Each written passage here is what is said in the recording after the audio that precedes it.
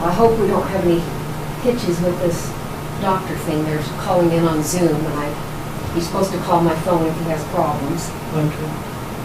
But hopefully that'll go quick.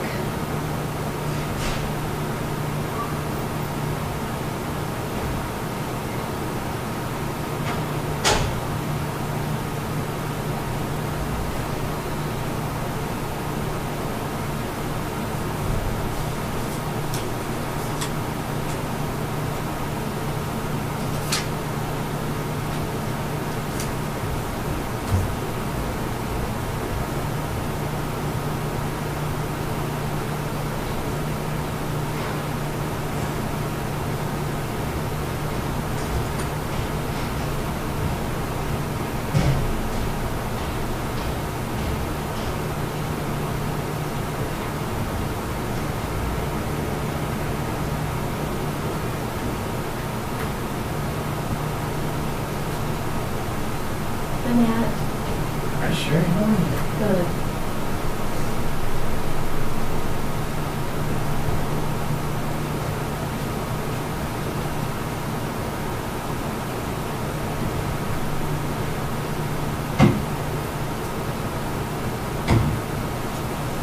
Can I ask you a oddball favor? Sure. When you finish that can of Coke, can I have the can? You bet. I'm taking my 2 oldest grandkids to Lagoon on Friday. Oh, do you get some And for these? you get like a $9 off coupon for one person if you take a Coke can. Yeah. So, and I don't drink that stuff, so I don't have any cans. Sure. And I don't want to empty a Coke can just to have the can. It's all yours. Fine, rinse it out. Like, I'll take that. It's $9. That's a done deal. My grandson actually has a break this weekend from his baseball traveling, and my granddaughter doesn't have basketball games until Saturday. And so I'm going to Twilla to get him on Friday and or Thursday night, bring him back for a sleepover at my daughter's, just the 3 of us, because they're bear hunting, going to be bear hunting. And then I'm going to take the 2 of them to Lagoon for the day. Cool. So. No, that's awesome. It is all yours. And I get sick on those rides, so it's like I'm the spectator. You guys get on it. You know, I used to ride those like nobody's business, and the last 15 years. It's funny how you just get sick. I get motion sick. I can't even be a passenger in a car, let alone. I can't either. I have to sit in the front, and I usually take a Bonine if I'm traveling. Yeah. So that I don't get sick. Yeah, ask Joe. For the last 5 years, anytime we travel, Yeah. if I'm not driving, which is 95% of the time, I've got a drama moving up. Yep. Yeah, it's crazy. I hear you. You know, I've often wondered, have you seen those things advertised, those TheraBands or whatever? They're like $150. I'm just like, oh, it feels too much. I did the motion patches when we went on, I went on a couple of cruises, and I had Carrie Knopf prescribe me the patch. And the first cruise I ever went on, I went in October out of Galveston with my brother. And that saved me because we got out off of Galveston going down to Cancun, and the waves got really bad and people were getting sick everywhere. Like you couldn't even go out on the outer decks and everything. And so people were just having episodes. And I never got sick the whole time. And I had a patch on, and then I took Bonine the whole time. And you have to put it on like the day before you leave and leave it on a day after you get back, so you get your land legs back. And if I ever cruise again, that's what I would do. Yeah. Yeah. It's annoying sometimes. Yeah.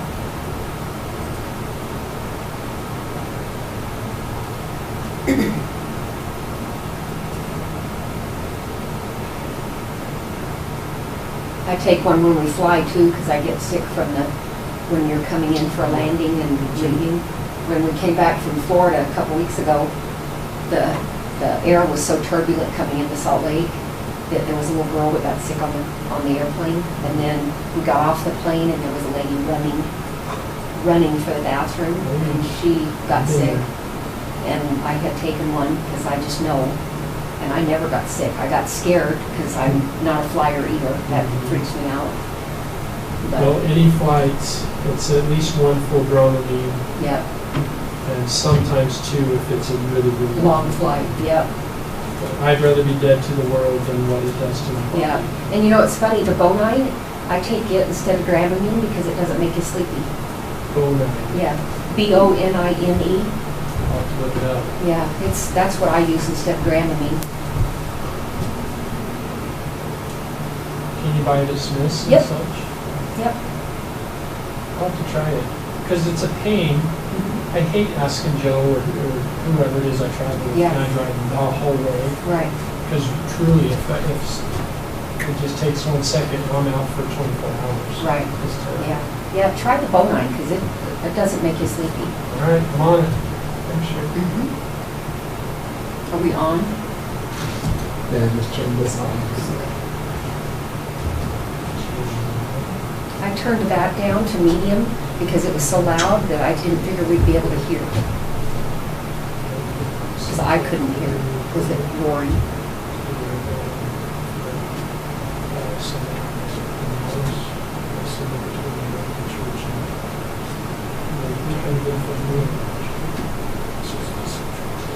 It's good.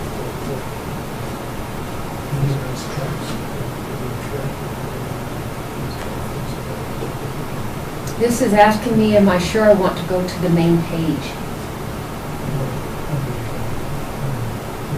And I have to say yes or no. I don't know. I hit no. Oh, okay. So I just have to unmute it when we're ready. And then we'll have to turn those mics on. I haven't turned them on yet.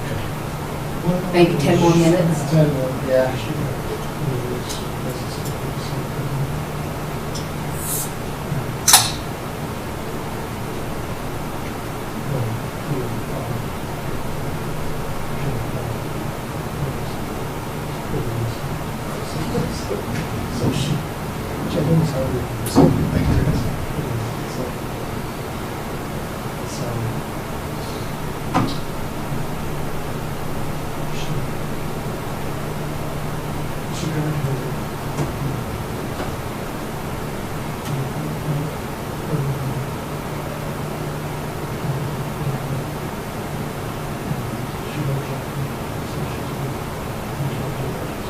What's she doing? Yeah, so it's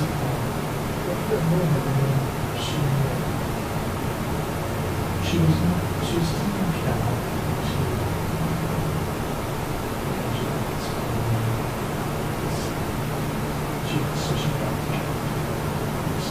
She would go to the doctor or something? No, but in order to go to the takes semesters of practice and engineering physics. So she's like,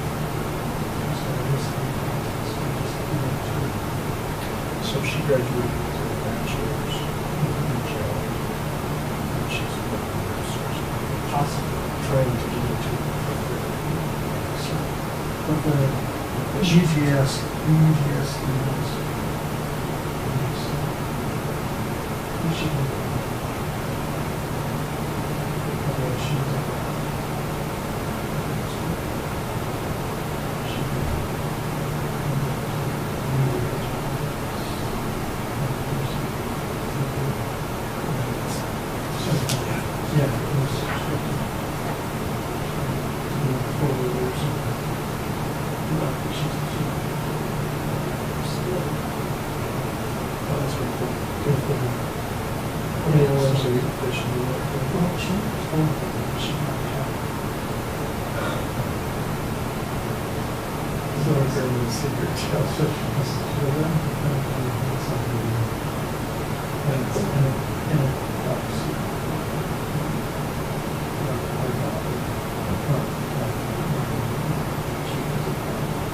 yeah, for sure.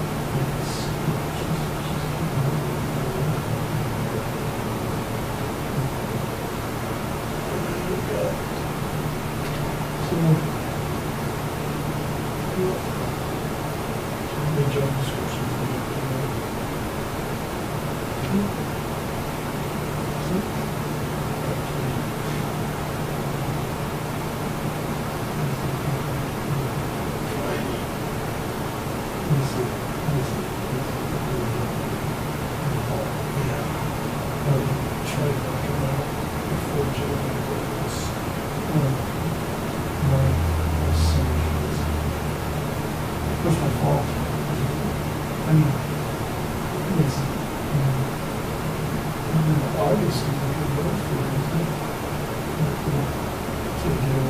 Well, it's not that hard. Usually it's very hard. But this is just, this office.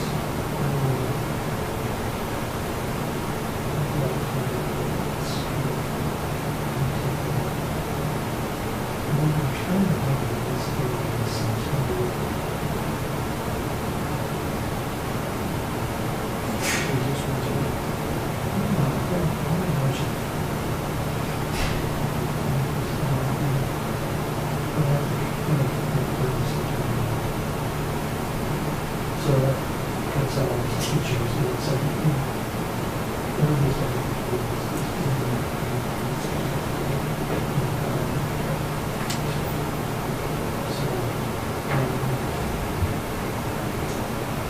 anyway, there's probably a lot to do.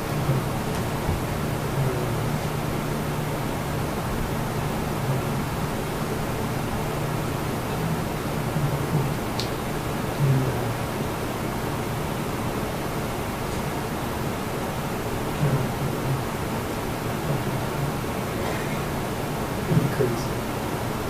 No, it's It depends on, well, this year's maybe not even continuing, so we might be moving through walks and stuff, but I've only been on it in July. Still,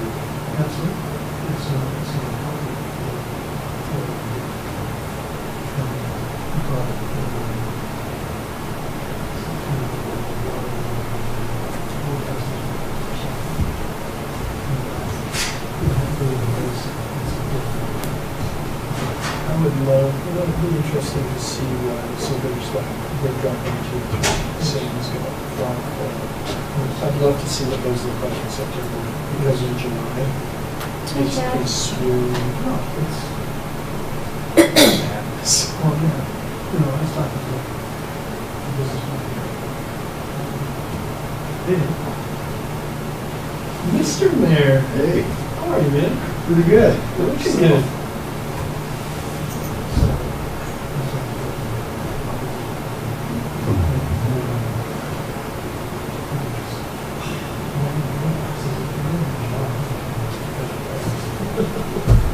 Hey, Dan. How's it going? Good. Yeah, But now a little bit. You been? Yeah. Oh, crazy.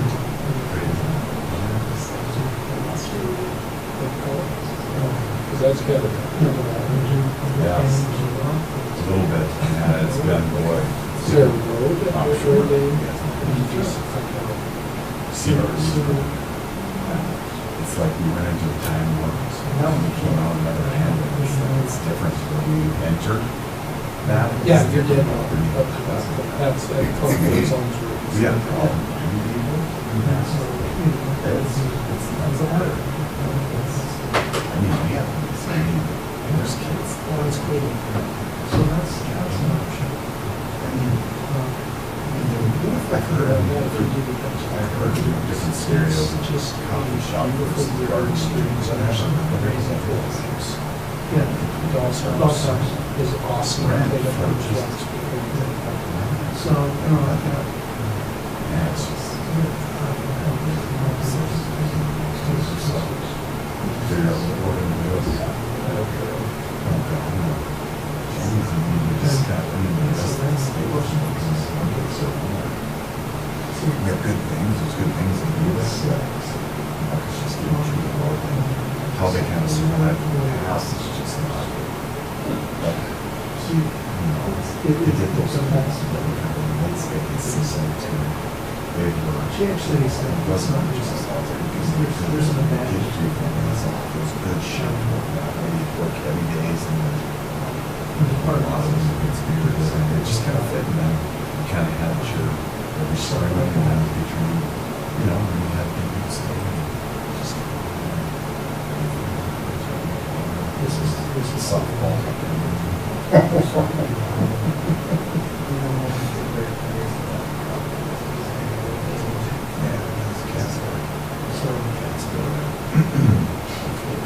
But that's sort of what I think That's, you get that. Something like that, it's very nice. So we do that. That was part of that. That's our region.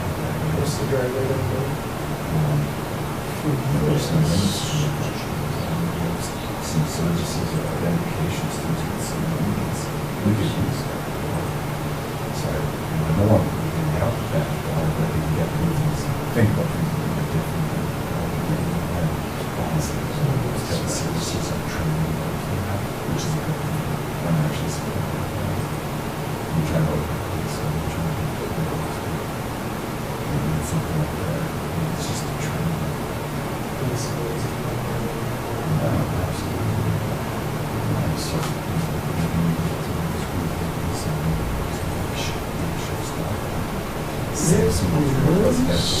Bigger issues. Yeah, where you can really kind of limit it. Yeah. So it's about, I want to say, like 60. It's not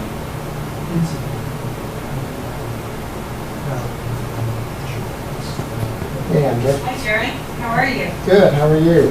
Can you hear me? Good. I'm just going to be on for a minute, make sure everything's working okay for Dan. Then I'll drop off. Perfect. So what he'll see is pretty much kind of this view right now of the board. And then I've got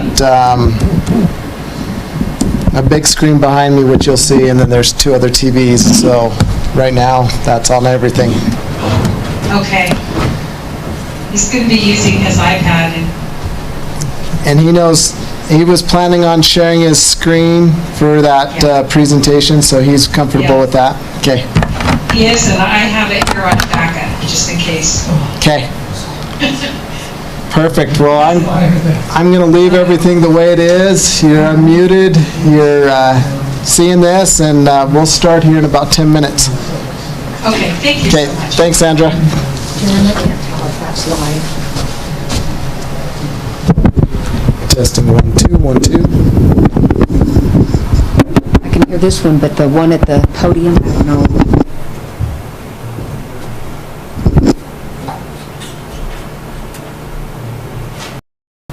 This is 1 2 1 2 testing. Dan, you ready? Nope.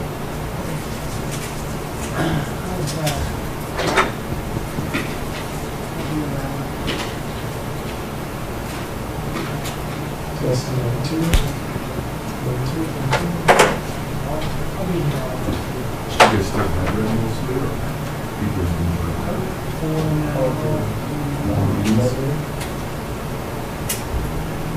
that was much. Right. So that didn't really. You're set up for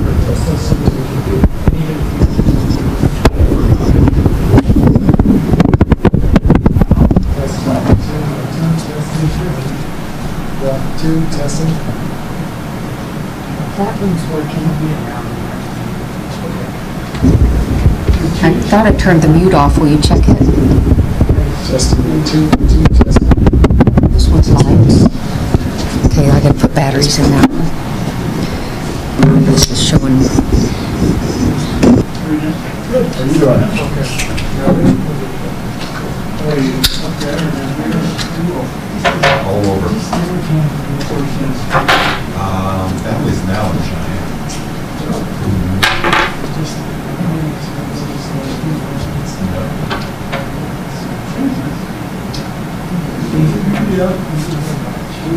That can be nice place, but that granddaughter born in June 1st last year. So then. Yeah, so we had to go over to COVID, and they just go over some jobs. Testing 1 2. So, but There's something wrong with this screen because it shows full battery. we got it taken care of. Good. So yeah, I was unexpected. There's more for I can go get some more granted. batteries and try switching them out. You want to do that? No, we'll take a look at this. Okay, maybe open this one. I pushed the button and it said write me off, take that off, so that it's talking concurrently.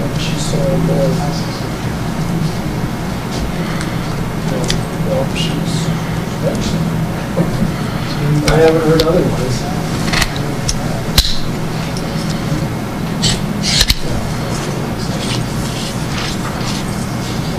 No, you're making my stomach turn. That's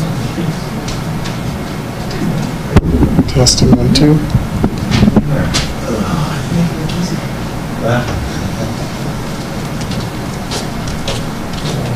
I'm a good actor. It's okay. I have this skill that my basketball coach let me know about when I was really chewed out my car. I get nice shot. When I'm nervous, scared, my natural defense mechanism is a big old grin on my face.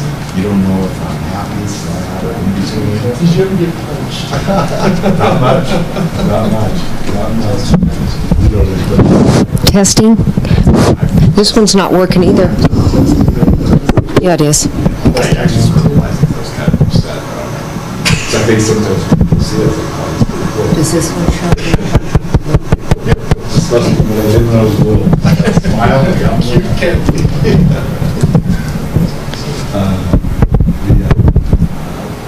Josh Wilson. We'll just put that one on Right. the table because John needed it and stuff.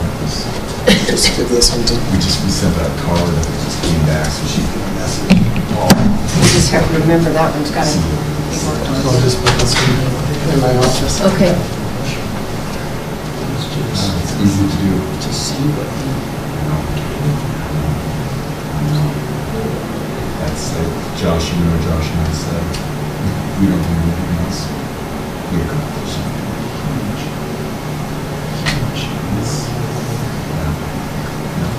So he's.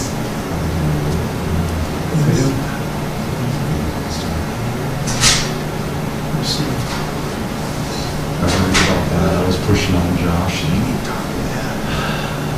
Damn, I said, if he's. How we doing? You know, we need to.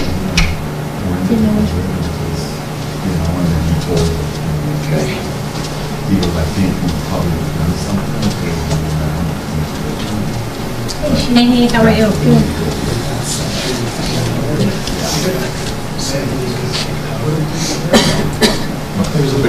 Well, yeah, but anyways.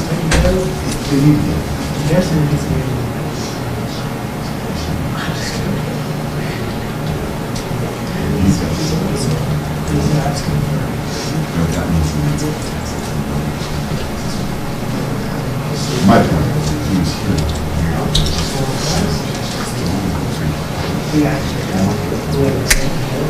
Or something. Yeah.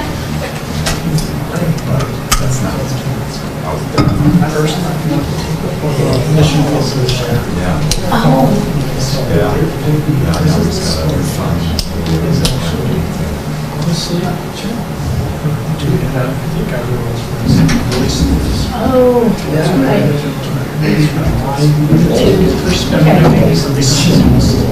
there's always the transition. Right. phase. Yeah, but what were, are people the ones interested in reading? And I'm like, I'll do that. So, yeah, that's actually helpful. Thing is that You can do whatever. I have to take photos of these things, but there's so many. It's like, everybody's sitting there, it's always the same. Don't take a picture. we set it up. I know. Say I don't want to be in any But I hurry. don't also know what you feel like I tried to steer you. It's totally fine, I totally get it. I mean, I understand you've got a job to get. I do. But yeah, my preference is to take pictures of whoever isn't on the board and is here speaking, because they're in the paper like all the time in the same seats, often wearing the same thing. It's just like very, oh, I've seen that picture 30 times, so. I know. But That's actually a So- good heads up to be prepared to take that So picture. we're finally. I'm just looking at this and going, okay, what But you're would be absolutely interesting? right. Right. And I go, Right.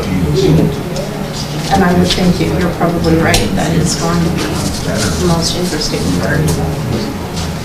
In some businesses. A lot of it is so it is routine. not the food service accessory, but more the solar should be accessory. Right.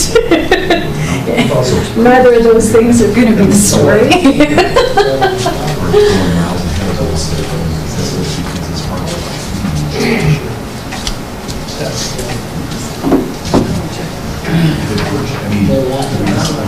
not. There you go. When we did the hot dog, What's that? Yeah.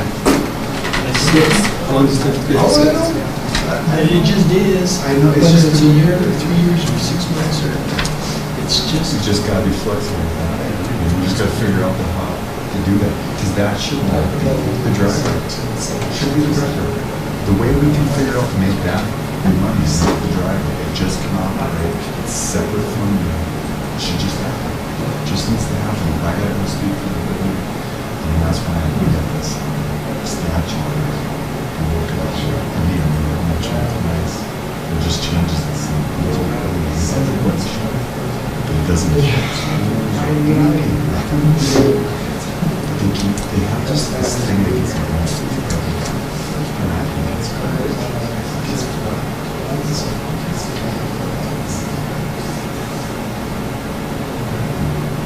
Actually, on that for our services, and the services that we're charging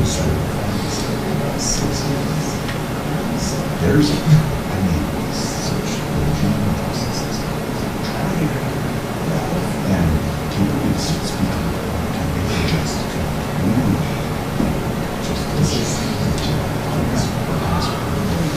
so, anyways, cool thing. I mean, so my services. I'm telling you.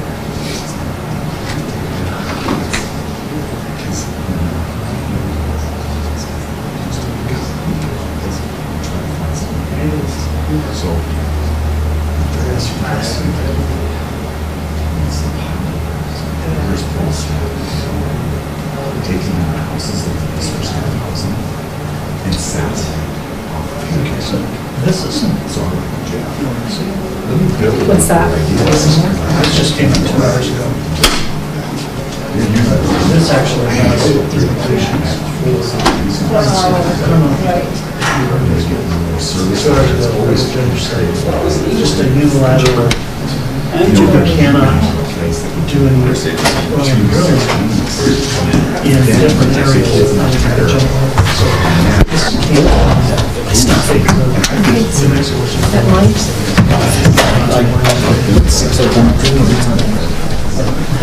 Nobody's here, and all of us are going to be. I'm staying over here. Okay, I'm freaking cold. Oh, it is chilly. It is. It's cold. Very colorful. We have yearbooks. That's why. It's like it's so colorful. This chair. Yes, please. I'm gonna slide around. So we're missing Dan and Caleb and Russ. Do you want yourself this one, and you can just be on the end over there?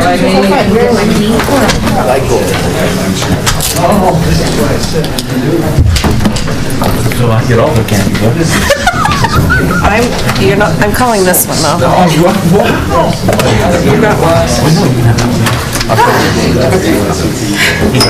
It's nice to see everybody. Without a mask. Because I can actually see you.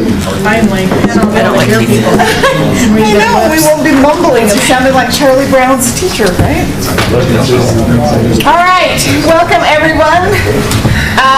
Before I call the meeting to order, I do need a motion to adjourn an executive session and reconvene an open session. So moved. Second. Okay, I have a motion by Cassie, a second by David. Any further discussion? All in favor, say aye. Aye. Any opposed? Okay, motion carries. And with that, we call the meeting to order. Let's say the Pledge of Allegiance. I pledge allegiance to the flag of the United States of America and to the republic for which it stands, one nation, under God, indivisible, with liberty and justice for all. Thank you, everyone. Welcome to the first meeting of the summer. Okay,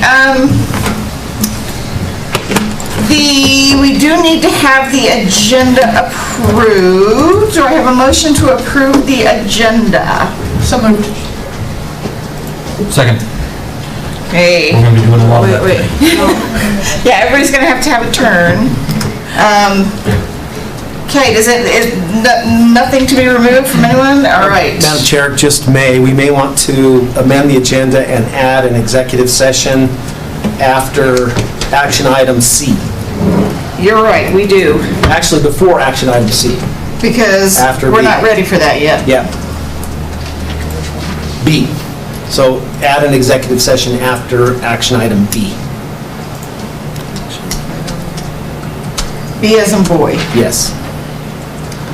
Okay, so we have a motion on the table. Madam Chair, if I may, do you want to move item C to the end, and then you could go through all the action items? That's what I was going to say. My Okay. preference is actually to get through the agenda, to move C, to add, after the board roundtable, an executive session, and then come back in and take the action item, Okay. and then adjourn, so everybody doesn't have to sit around and wait for us. So what I would recommend then is to change C to F and move D, E, and F up.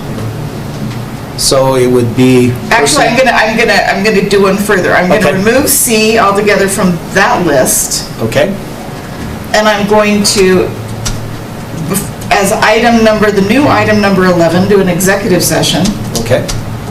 And then the new item 12 is action items again, an open session. Executive Just session. with just the one thing, the approval, Okay. and then we adjourn. Does that make sense, Sherry? Okay, but I have to make sure that Cassie's okay because she made the motion. Would you accept that friendly amendment? Yes. Everything you said, let's move it around. And I will second that. Yeah, okay, everybody's clear as mud, right? Any further discussion? All those in favor say aye. Aye. Any opposed? Any confused? All right. Good thing that's not on the list, right? We do have some consent agenda items. Actually, we have quite a few consent agenda items. Let me read through them, and then if anyone wants to have anything pulled, any member of the public or the board. We have the minutes from May 4th to be approved. We have payment of the bills. We have our annual Evanston Parks and Recreation District budget and operating agreement, which we discussed in previous meetings. We've got the approval of the excess of special ed equipment. We've got the skid loader purchase for the SPED, different than special ed, vocational purchase. The sewing machine, excess equipment, food service excess equipment, professional services agreement, learning by design, and the Marzano Resources contract. So, that is our consent agenda list. Do I have a motion to either pull something or to approve the consent agenda? So moved. Do I have a second? Okay, second by Krista. Any further discussion? Madam Chair, I need to abstain from approving check number 115440 in the amount of $390 to Two Guys Flooring when we approve the payment of the bills. Okay, so noted. Any other discussion? Okay, all those in favor say aye. Aye. Any opposed? And then we have the noted abstention, right, Sherry? Okay, thank you guys very much. We now have some presentations. Star Valley doctors are going to talk about athletic training. Maybe. Oh. Hi. Oh, there you are. Good evening. Hi. I'm not a physician, but I'm the Chief Executive Officer of Star Valley Health. Okay. My name is Dan Ordina, and I grew up in Morgan, Utah, not far from you guys. And but my family and I, we moved to Star Valley first part of January, and we're excited to be part of Wyoming. Let me share see if I can share my screen with some bullet points that really help outline what we're proposing in our partnership with the school district. Let me see if it works here.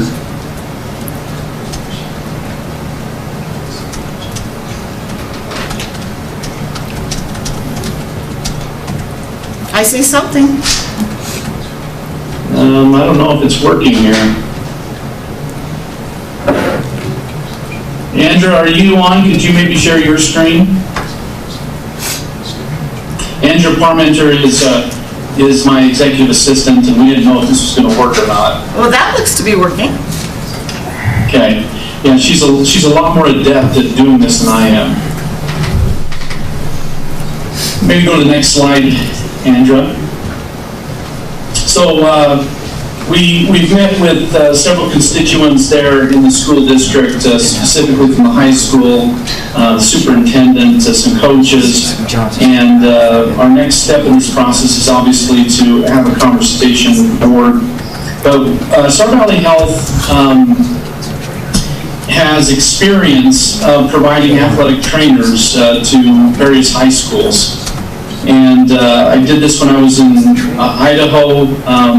We do it for our high school here at Star Valley High, and there's other school districts that we're having conversations with that are looking for athletic trainers. And so we would provide on our dime an athletic trainer to Evanston High School, and we will come in and we'll assess what resources you have, and we will, again, on our dime, provide the necessary hardware as needed so athletic training tables, other assessment equipment, and the responsibility for ongoing supplies like tape, those would be the responsibility of the high school. Now, because of our purchasing power, what we normally do is we purchase the supplies and then at the best rate possible, and then the school district reimburses us. Go to the next slide there, Andrew. So this is a full-time athletic trainer that would be at the high school's disposal. It includes taping, therapeutic treatments, padding, and practice recommendations for student athletes. And they would work, they'd be part of your team and part of your community. Even though they're on our payroll, they would work closely with administration and coaches with their schedule. They would provide rehabilitation services for athletes while they're trying to get back to being able to perform on the field or on the court or whatever the case may be. They act as a liaison in the treatment plan, communication between athletes, parents, coaches, and other medical providers. Obviously, with the privacy, the stipulations that we have as healthcare providers under the HIPAA laws, they would be present at all home games, and that would allow for immediate attention of medical services for student athletes for really both teams. Normally in the state of Wyoming, the home team provides the athletic trainer. And then there would be coverage for away games from time to time, like state football or state other tournaments that seem reasonable by administration and the coaches. The next one. We would need a release from the athlete and their parents, the custodian, allowing for communication with the athlete's personal health care providers. We would provide, consultation with medical providers regarding the athlete's injury treatment plan and return to play plan. It really takes a burden off of the coaches to have to coordinate all this effort and work, and coaches just want to coach. And by having an athletic trainer, they have somebody they can trust as they help student athletes navigate the healthcare system. We normally provide them a list of medical providers to the athlete and their parents if they need additional care. And the important point is that the athlete and the athlete's parents decide from whom to seek additional medical care. We recognize that there is choice in the healthcare system, and there are relationships that people have with providers, and we respect that. This is just to help make sure that there is the coordination of care right from the get-go. And the next slide. This is an important one. We would provide the baseline concussion neurocognitive testing and the record keeping, so that when a student athlete does have a concussion, we know what to compare it to, and then get them the appropriate help to figure out whether or not it's safe for them to get back into action. We can advise on creating strength and conditioning plans when requested by the coaches.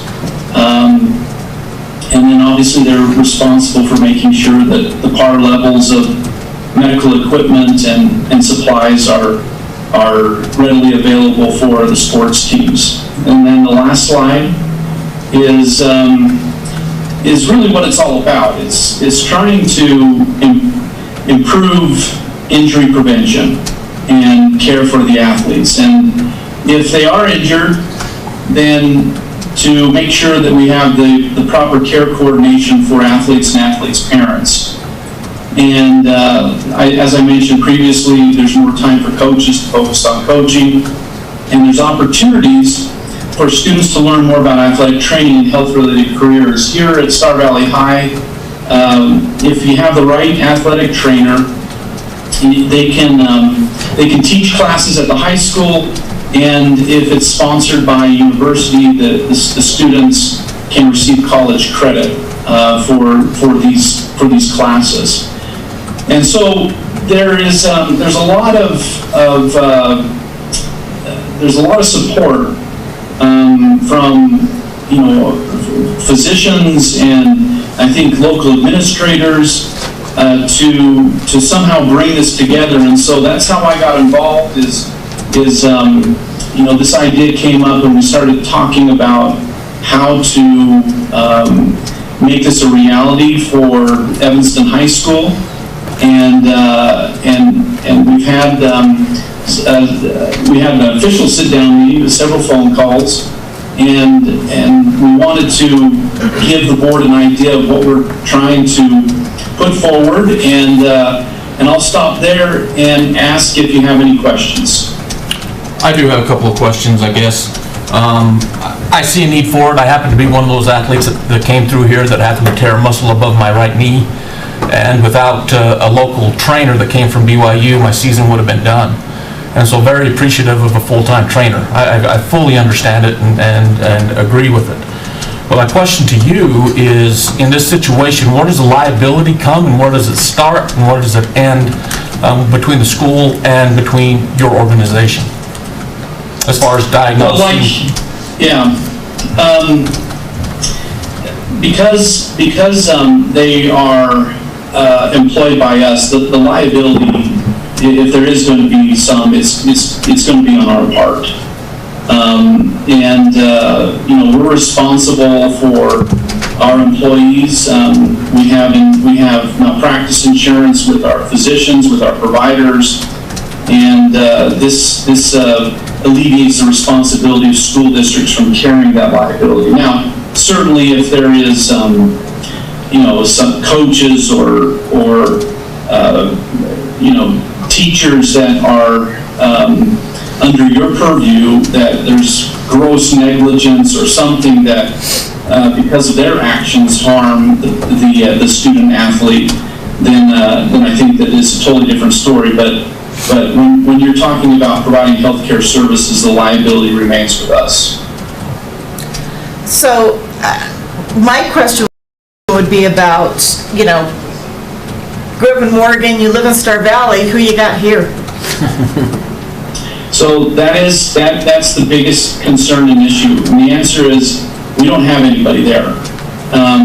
The one caveat to all of this is we'd have to recruit somebody that would want to live in the area and want to be part of the community. And we've been very clear and upfront about that. So it's finding the right person that wants to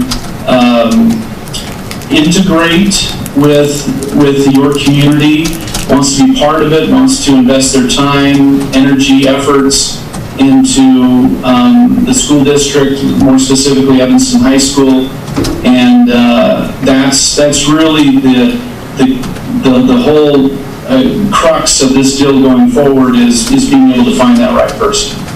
What degree would they have to have to be employed by you? They just have to have their athletic training certificate. Okay. What would help, again, this is Ryan, you can't see me, Superintendent Thomas, what we would hope is we could find someone that had enough experience that we could get them a pick so they could teach a class and provide vocational credit in the health service areas. So that's attractive to me. That's the enticing part, is that, if we have students that can get some credit or have a class, it's very enticing, but, We need a trainer. Yeah, we need a trainer. Coach Wagstaff, I'm going to pose a question to you. Yeah, wake up. I'm on the agenda. Coach, you're going to come up here too. I mean, we've had the volunteer services of someone for a while, but yeah, I mean, I get it. No, I'd like to know, with all your travels, how many 4A schools that do not have a trainer? I think we're the only one. 3A schools? About 3/4 of them do. Yeah. That when you go to their facilities, they have a trainer. They offer to tape you, they offer to take care of you. When you get somebody hurt on the mat or on the field, they come out, and sometimes you have to run them off because your kid is not hurt and they're trying to get them out of there. But Star Valley Health has used this model in other locations. I believe Bridger Valley, Mountain View has the benefits of this kind of service. Is that correct, Daniel? Well, the same proposal has been provided to their board. Right now, the partnership that we have with Star Valley High is up and running, has been up and running for years.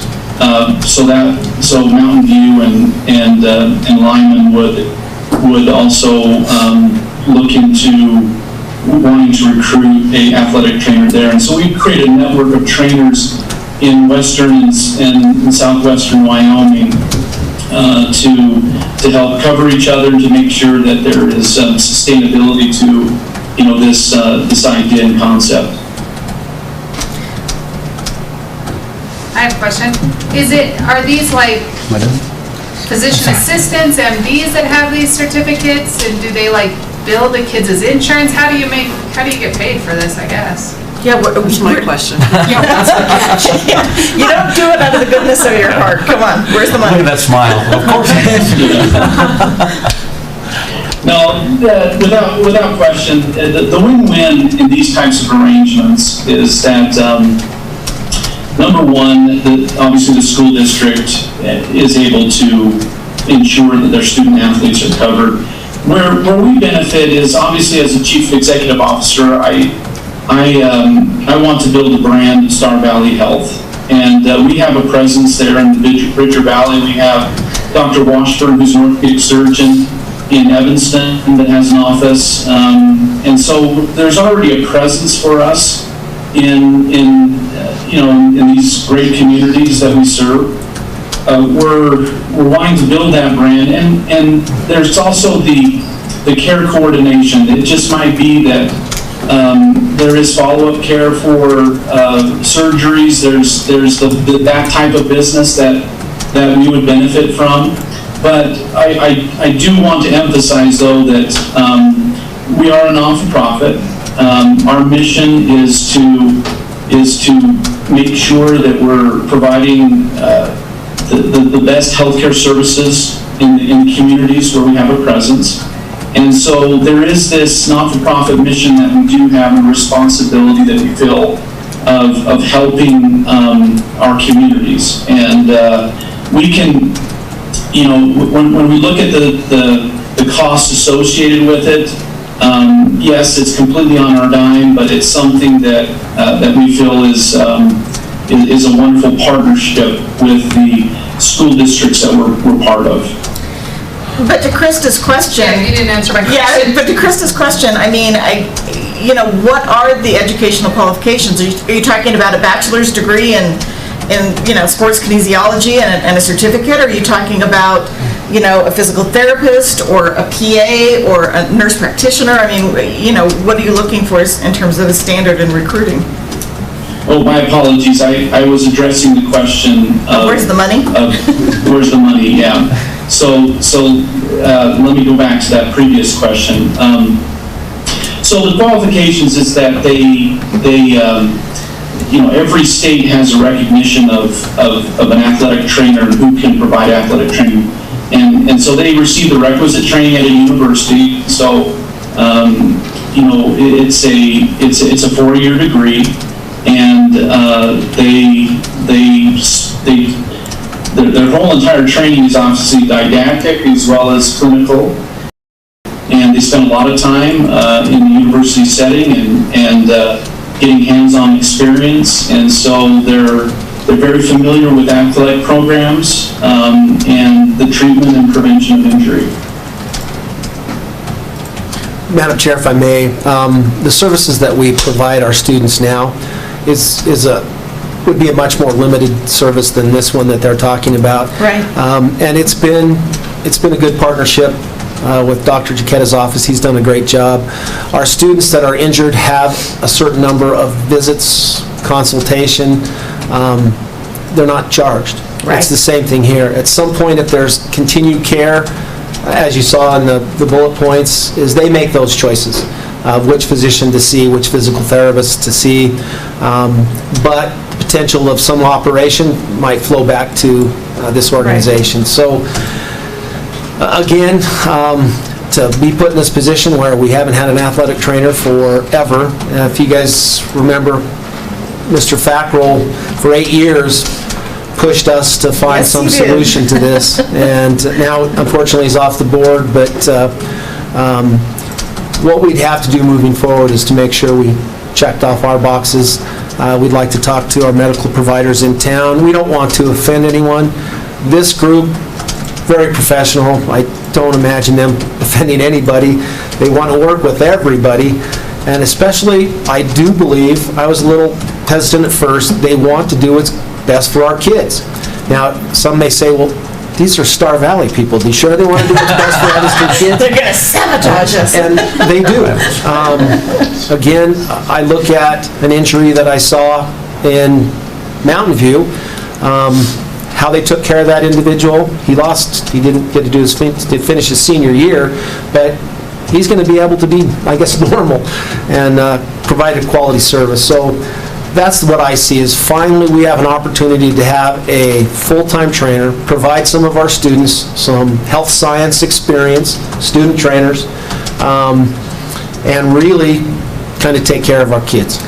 So if we started recruiting and we found someone that fit the bill, they will recruit and they will find somebody. Yes. But then how does it work for them teaching classes for us? What we talked about, and again, Daniel, throw yourself in here, we talked about it would be a joint interview. We'd work together to select an individual, make sure, find someone that's right for us and for them. Okay. And just kind of a specialty class kind of thing? Okay. I mean, look, if you can make it work, I'm encouraged. I mean, obviously, you know, we've had Dr. Giacchetta that volunteered his services. We'd want to talk to him, but yeah. And Dr. Giacchetta's had discussions with this Star Valley group, so. Anybody Is it else? something legally we have to like open up for others to apply to it? You know, like Mike Takeda or Justin Dennis or the hospital or... And since this is an employee of Star Valley, it's their requirements. In terms of the services we provide, it's not costing us any money. And we had opened it up in the past. Yeah, we have. Well, because we're paying Jaquetta. Yeah, we are. We pay him a yearly Zero. Yes. His last contract was zero, wasn't it? That's what he negotiated, yeah. That tactic was, but no, but anyway, there is. So they will be housed in our high school? Yes. Okay. And that's the first part he went through, is there's some equipment that's needed, they'll provide the equipment. We provide probably a space. If they're to teach, we'll of course provide opportunities. And I guess that comes back to it, if we allow them to teach and we allow them in our school system within our building, do we take on some of the liability associated with that individual? No more than we already have. Okay. An example of this would be when we had our SRO, School Resource Officer, Yes. teach a class. Our responsibility was to see that they were fully certified by PTSB. Once that's done, any kind of a responsibility, and I'll say accountability, liability of what happened in their classroom would have been ours, as any teacher. Okay. So Well, and when the that's the high school was first built, there was a training room. There was. I'm sure it's being utilized for something else. Yes, it is. But Yes. there was a training room. Dance studio. Yeah. Yep. We've seen several different locations for that, so.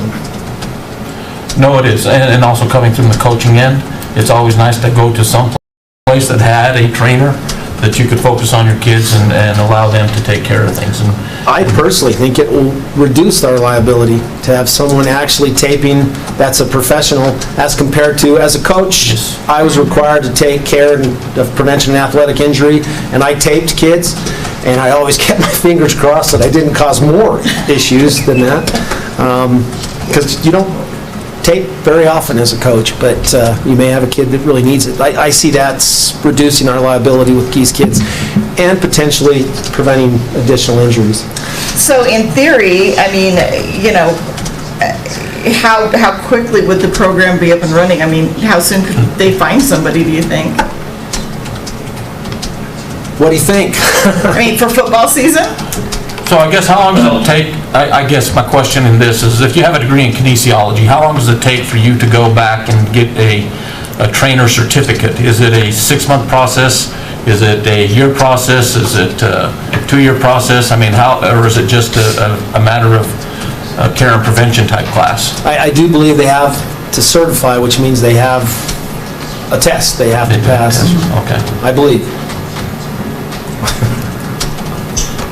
So maybe, you know, in anticipation of this meeting, we're already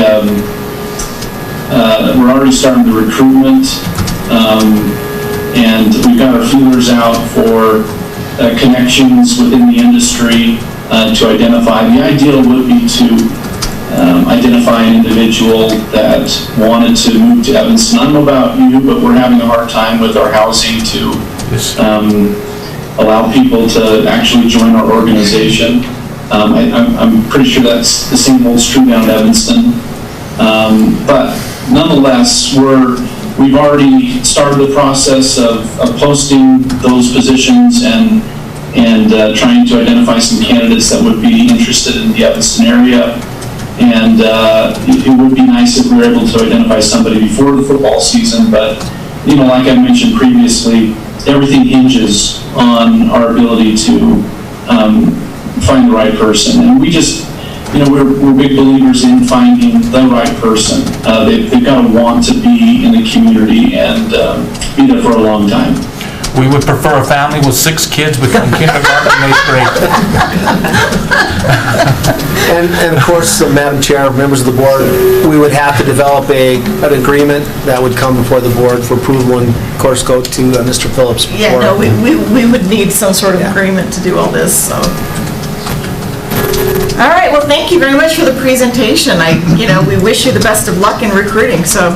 Yes, it's something very much needed, so we appreciate it.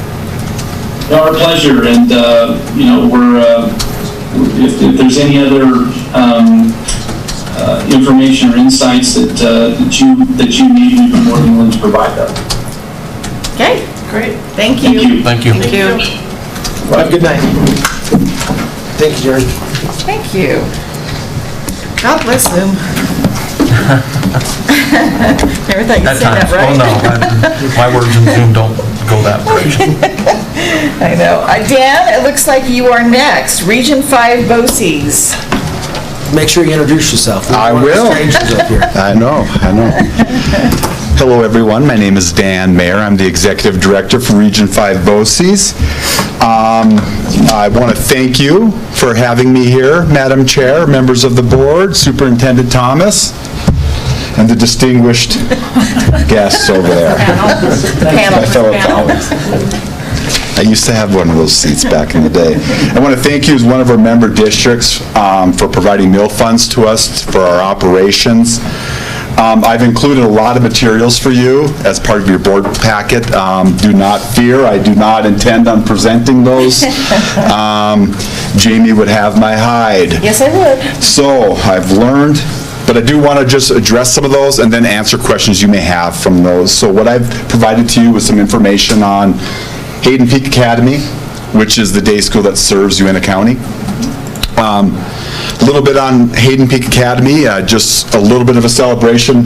Mr. Williams and I were visiting before the meeting. We had our first graduate of Hayden Peak Academy, and so we're very proud about that. And we were talking that, you know, when we decided to open up Hayden Peak and think about the students we would serve, and I was talking to the program director who couldn't be here tonight, Josh Anderson, and we were like, you know, if that's all we accomplished by opening up Hayden Peak, we feel pretty successful with what we were able to do. And for those that are familiar with this young student's history and time through the school district, you know what I mean by that. And so we're very pleased of the progress and the work that was done, and I think we're just encouraged by what we've developed here. Just a little additional note on that, with some of that success, we were looking at opening a satellite out in the Bridger Valley to offshoot, to kind of, to provide more of that transitional type of services that we're able to do with Evanston, but we're not able to do with Lyman and Mountain View students. And so I'm working with their superintendent to create somewhat of a satellite that would work with Hayden Peak in that regard, because I think some of the successes we're finding at Hayden Peak. So there's information about that. I have some information regarding our outreach programs. Very proud about what we've got accomplished. This is I'm ending my 5th year with Region 5 BOCES, and I think we've made a lot of headway. We have a lot of places to go. We've made a lot of mistakes. Just a lot of learning that's happened, and our goal is to really define services that are going to benefit our member districts. Find that work that they don't want to do that we're willing to do. And it's finding some of those, and sometimes that's not very clear. And so for an example, one thing we're exploring right now is Title IX investigations. There's a lot of things that have come out in the past year regarding Title IX. Some are really feeling like that's going to up investigations for a lot of rural districts, which are all of our districts in Wyoming. That investigation of how they change that's going to be very complicated in these schools when you're getting into due process and that. And so we're looking at becoming investigators to help districts with some of those things. We have webinars, of course, our backgrounds in special ed, trauma, students with trauma, behavior supports, and so a lot of what we provide in professional development and webinars are around those areas, but are looking to expand in some of those other areas that maybe we haven't considered, or school districts have not considered either. Overview of our financial information, really the highlights, because we request mill funds and really want to provide information on how we use those mill funds. I always say this, but they're restricted to us, so people feel like I just can't use them in any way. They're very restricted on what their use can be used for. It's typically around transportation, maintenance, and those type of things. It's always the appropriate time to mention that we don't receive any we don't receive any state funding for our operations. So we receive the mill funds from our member districts. which make up approximately about 10% of our operating costs. And then everything else is fee for services or grants and other things that we can find. I'm proud to report in the report of the financials, we haven't been getting any support from any of this COVID relief because of some loopholes, how we're designated by state statute and all things like that. But I'm proud to report that we are starting to make some headway and starting to receive some of those funds because it's been difficult to operate. I just overheard trying to find housing. I was telling Matt again that I was talking about the time warp we're experiencing at CBAR-V. When we hit COVID, now we come out and now rent's $5,000. And I think if anybody saw a recent article in the paper, there's 5,000 open jobs or something. It's going to be a struggle. We're going to have to do some thinking about what we're going to do up there because if things continue, it's going to be hard to sustain. And we have a needed operation up there, a real needed operation. We take some of the state's toughest kids and work with them. That's usually one of the last stops before they go out of state. And we're really working hard to keep those kids and figure out better ways to serve them. And then the last two items are the formal requests for the mill funds that on behalf of our board we need to make that request for, and then I come out and show up and answer questions, provide some materials, and say hi. So at this point it's a good time are there any questions that you have for me? Any questions for Dan? I mean, the annual request is 2/10 of a mil. The annual request is 2/10 of a mil, yep. Levy and give to you. Yep. As one of your members. Nobody has any questions? How many students do you have now? Students total? Boy, so we have, I'm going to have to go through each school. So we have 20-some students at CBAR-V, which is significantly down.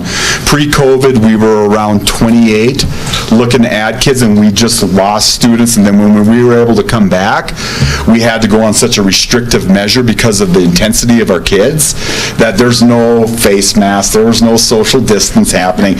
They're still going to bite us. They're still going to spit on us, you know. So we had to be really cautious with that, so it made it hard, and then kids weren't really, school wasn't happening, so I know a lot of calls at DFS were down, so I think there just wasn't a lot of stuff going on. Now we're getting a lot of calls, and staffing is probably our issue. We have the students coming in, and we're having a hard time maintaining the staffing, so about 20-some. Rock Springs, we have 15 or 16 kids we ended the year with. Sunrise, we're 12, 13. We usually hover between around 15 kids at Roosevelt. Hayden Peak, we had up to 8. I think we're ending the year 3, 4. We had transition. I think there'll be more coming in. It's kind of evolving door. And then our new facility in Casper already has about 10 kids. We're anticipating we have about 20 next year. We just need to we got to figure out how to get bigger quicker. And we're getting a lot of calls to open more day schools. So what we're doing is working, and people are finding it to be effective. So we want to continue to try to do that. So the better number is we usually transition about 100 kids. So we have kids who come in for a few weeks and then go.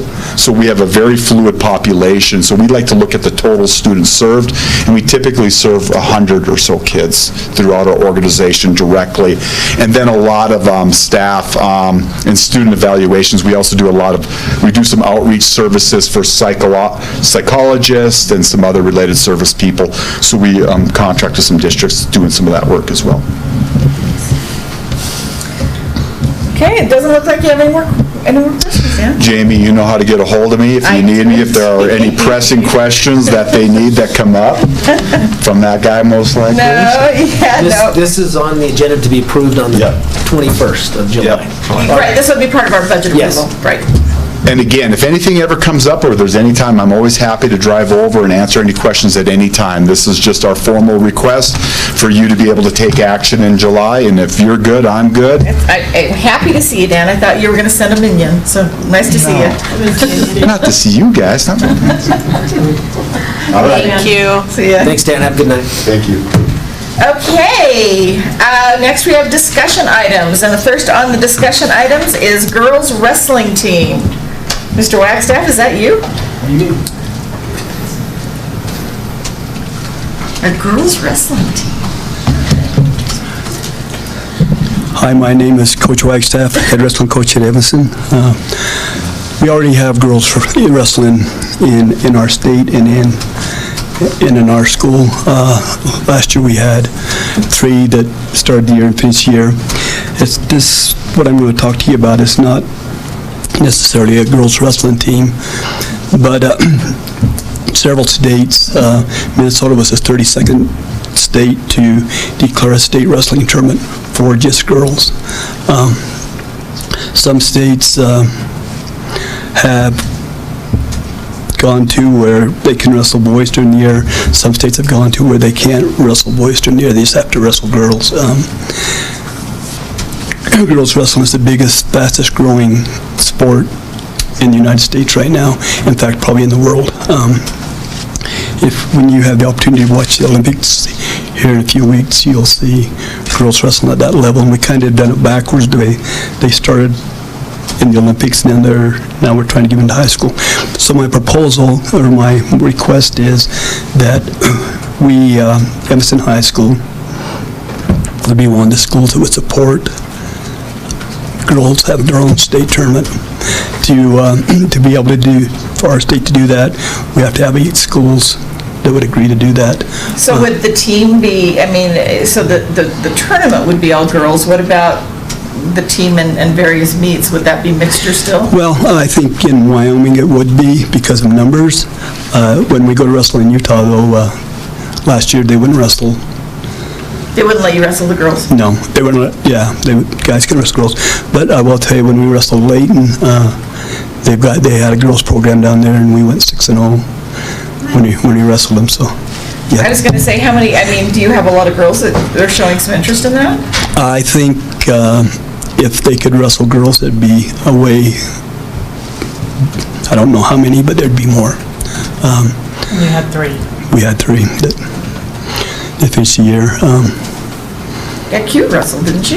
Yep. Yeah. Yep. And she beat a So lot of. it wouldn't really be any additional cost to the district, or would it? Not at this point in time, but when it explodes, it could be. If it becomes an official sport. If it becomes an official sport, then we have to balance the Title IX money kind of thing? Well, actually, it helps us with Title IX. You can spend more on girls, it's okay, we'll let you. But there would be some additional fees just to register as a school that has girls wrestling, but insignificant. Okay. So would this tournament go on the same time as the boys? Well, I'm one of the few guys that are starting to push this. When I talked to Casper, they said that we'd have to have 8 schools say that they would be in support of it before they would do anything about it, so. But, I mean, it would be, like, I mean, the timing and the season would be the same? Yes, right, yeah. And that's the way it is in most states. Okay. And so that's from the Wyoming High School Athletic Association is saying you have to have 8 schools. It doesn't matter classification? No, I think when they did the softball thing, they went through the same thing, that 8 schools had to say that they would participate. And it doesn't matter if you're 1A or 4A? No, not at this point, but. Okay, and so the state tournament would be held the same week, same place, or you don't know? I don't know what they would do with it. I would say this. Have it in Evanston, Wyoming. Me too. There you go. I think it should be here every year. You're heading it up. I think we should have the state tournament here. I agree. I would think that right now it would be that way. It'll be interesting to see what they do with the state tournament. Last year they had 3 state tournaments, 3 different days. And a lot of people like that format, so they've not come out and said what they're going to do with the state tournament, but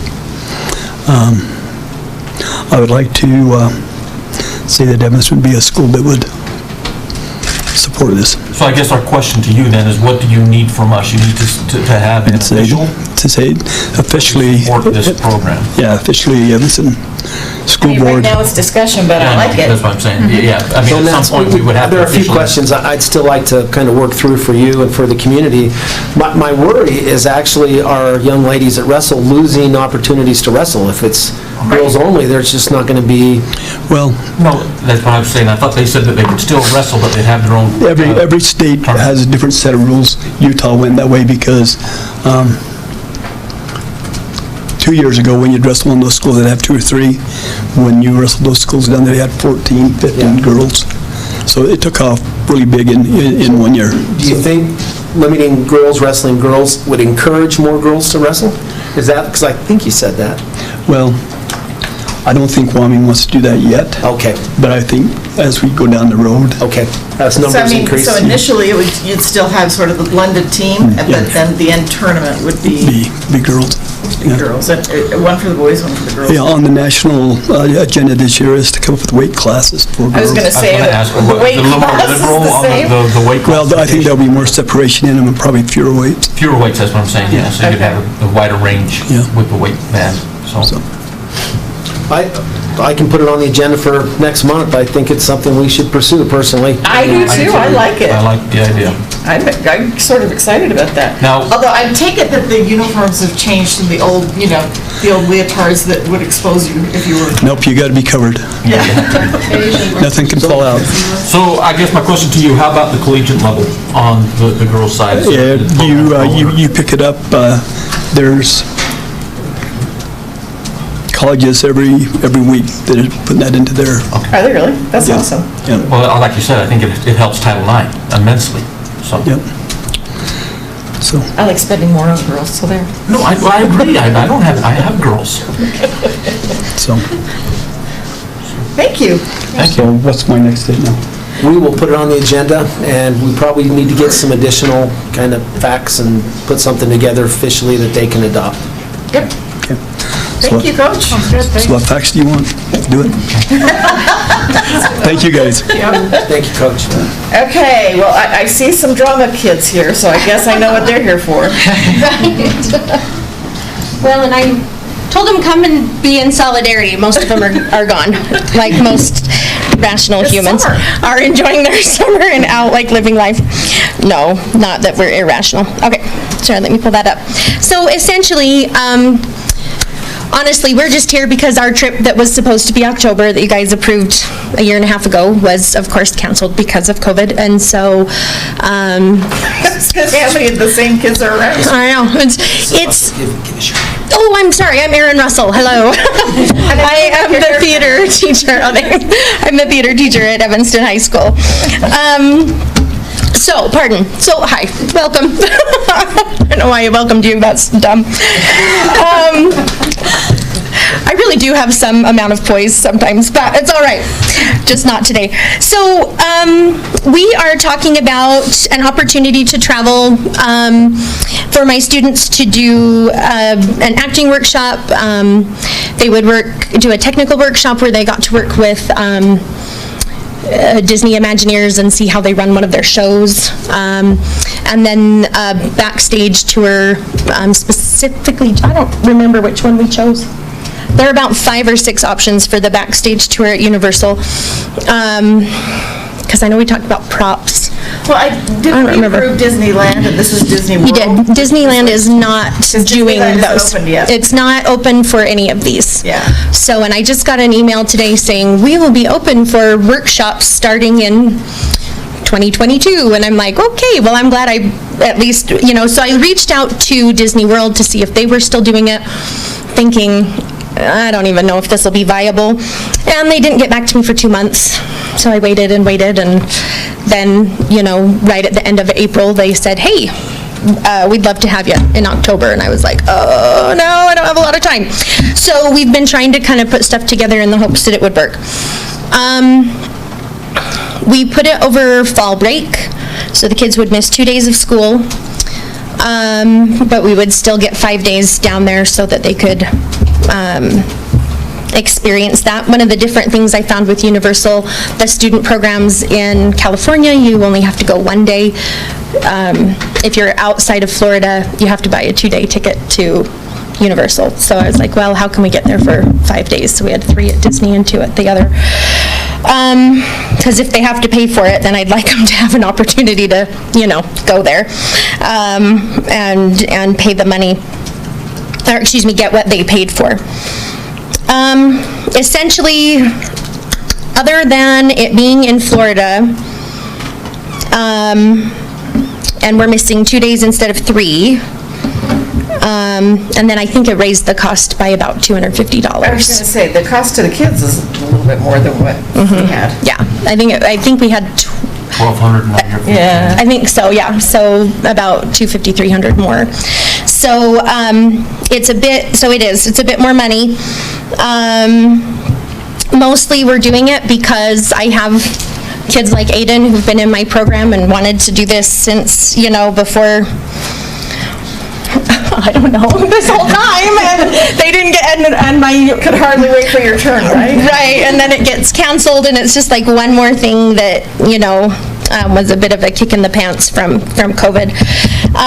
My seniors this year that graduated, of course, won't get that opportunity, but I'd really like these kids to be able to do that, and I don't even know that we'll continue to do this.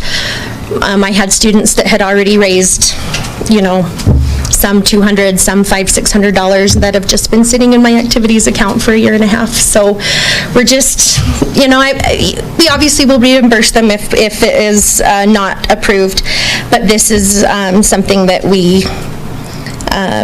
it's kind of it's a very unique opportunity and one that is, I think, incredibly valuable for my kids. The other thing that we make them do, I don't know if you remember from last time, but they get a little booklet that they fill out as they go through the trip. So they are required to go to a certain amount of events and lands and different things where they experience some of the theater that surrounds them the whole time. So, and we talk about that even Are there a lot of shows to see at Disney World? There are, and they're starting to open them back up, which is really exciting, because at first I was like, oh boy, I don't know if they're going to do this. So anyway, the cost is a little bit more. Like I said, it's going to Orlando instead of California, and then it is 2 days out of school instead of 3. Other than that, it's pretty much the same proposal. So, Mrs. Russell, just a question. What qualifications are required for the students to go? For the students? Are they in your class, been in your class? They either have to be in my class or active in the drama club. I have a handful of kids who don't have room in their schedule to take a theater class. Ironically, I was that student in high school, so I only took one theater class until I went to college, and then I took all theater classes, clearly. So they have to be active in the drama club, because I did have a few kids who took a class last year and said, can I go this next year, even though I'm not taking your class? And I said, oh, you have to be active in the drama club or no. They also, of course, have to be passing their classes and be eligible and all of that stuff. They can't just go, so it's a good question. I thought you were going to make them sing a solo on stage first. Well, I would like them to. I'd like them to. No, they're all good. They're all good. Here, Yeah. I guess I'll put you guys on the spot a little bit that are here, but just what about this trip seems like a valuable experience to you? Come on, it's Disney World. I mean, obviously it's fun. That's a really fun thing. Lightsaber. Oh, a lightsaber? Can't focus on something that's about acting, son. He has a ponytail. You'll have to forgive him. So I guess the question comes back, I'm thinking it was part of the discussion we had last time. Is the $1,500 per kid pretty steep for some of them? It is. It is. And then what about the opportunity for some of those kids that would like to go that doesn't have the opportunity at the $1,500? Right. So we have, I have 2 students, one who actually has now said he's going to go a different direction, but 2 that applied for a little bit of help from the drama department. And so just with some of our fundraised funds, we could help them from like our shows, because really that's our main fundraiser, is just the shows that we do. Ticket revenue is how we earn our money. And so we have 1 or 2 kids usually each time that we help out to pay a third or even a half of what it costs. They have to show that they've worked hard and come to and take part in the individual fundraisers we have. So right now we have the chocolate sales and the pizza kits, and so they have to do this on their own. So they are the ones earning their money. But we do have that opportunity. So I do have a couple of kids that have, and each time I've done this, we've had 1 or 2 that we've helped pay a third or a half. Because it's a lot of money, and there are some families that just, it's not going to happen without some help, so.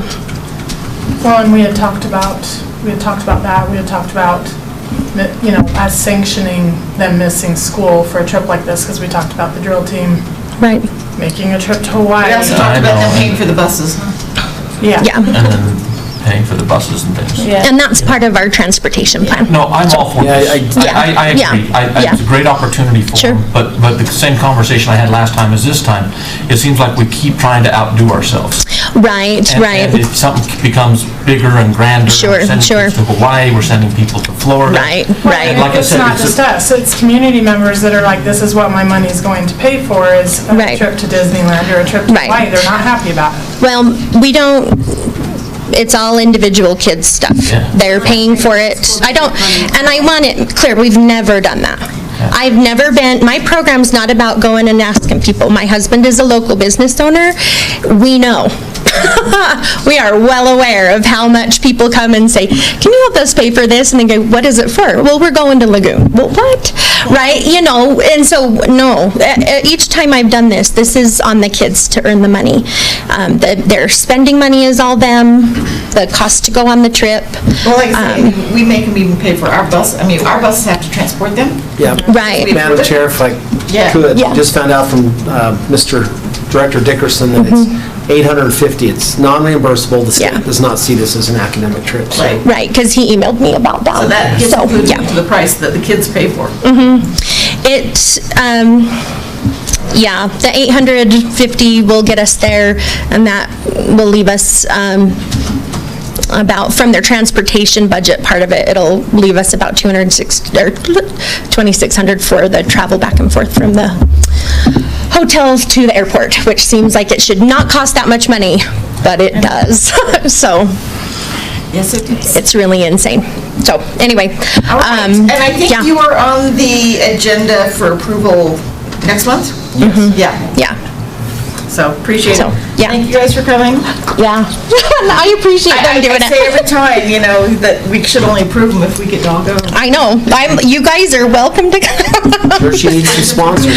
No, she doesn't. I've seen the list of sponsors. I know, it's big, it's big. There's a lot of parents who want to come. Exactly. And are excited, and honestly, it's a great thing. So anyway, thank you so much for listening, and hopefully giving these kids another shot since they got, well, we all got the COVID thing. Thank you so much. Everybody wants to go away now. Yeah, we do. Thanks again. Thank you. Okay, John's up. That must mean it's budget time. Budget time. Madam Chair, members of the board, I kind of want to give you a preview of the budget. Here's where things stand. Here's what we need to be doing between now and the budget hearing on the 21st of July. So first off, let me talk about Senate File 60. So Senate File 60 was a change. It's a kind of a radical change in the way that the state is going to be collecting mineral amounts. And this right here is what I get from the county, and it's basically the assessed valuation page. And there's really severance tax for the minerals? Yeah, so this is everything. This has got railroads, and it's got, pipelines and rural electric and everything.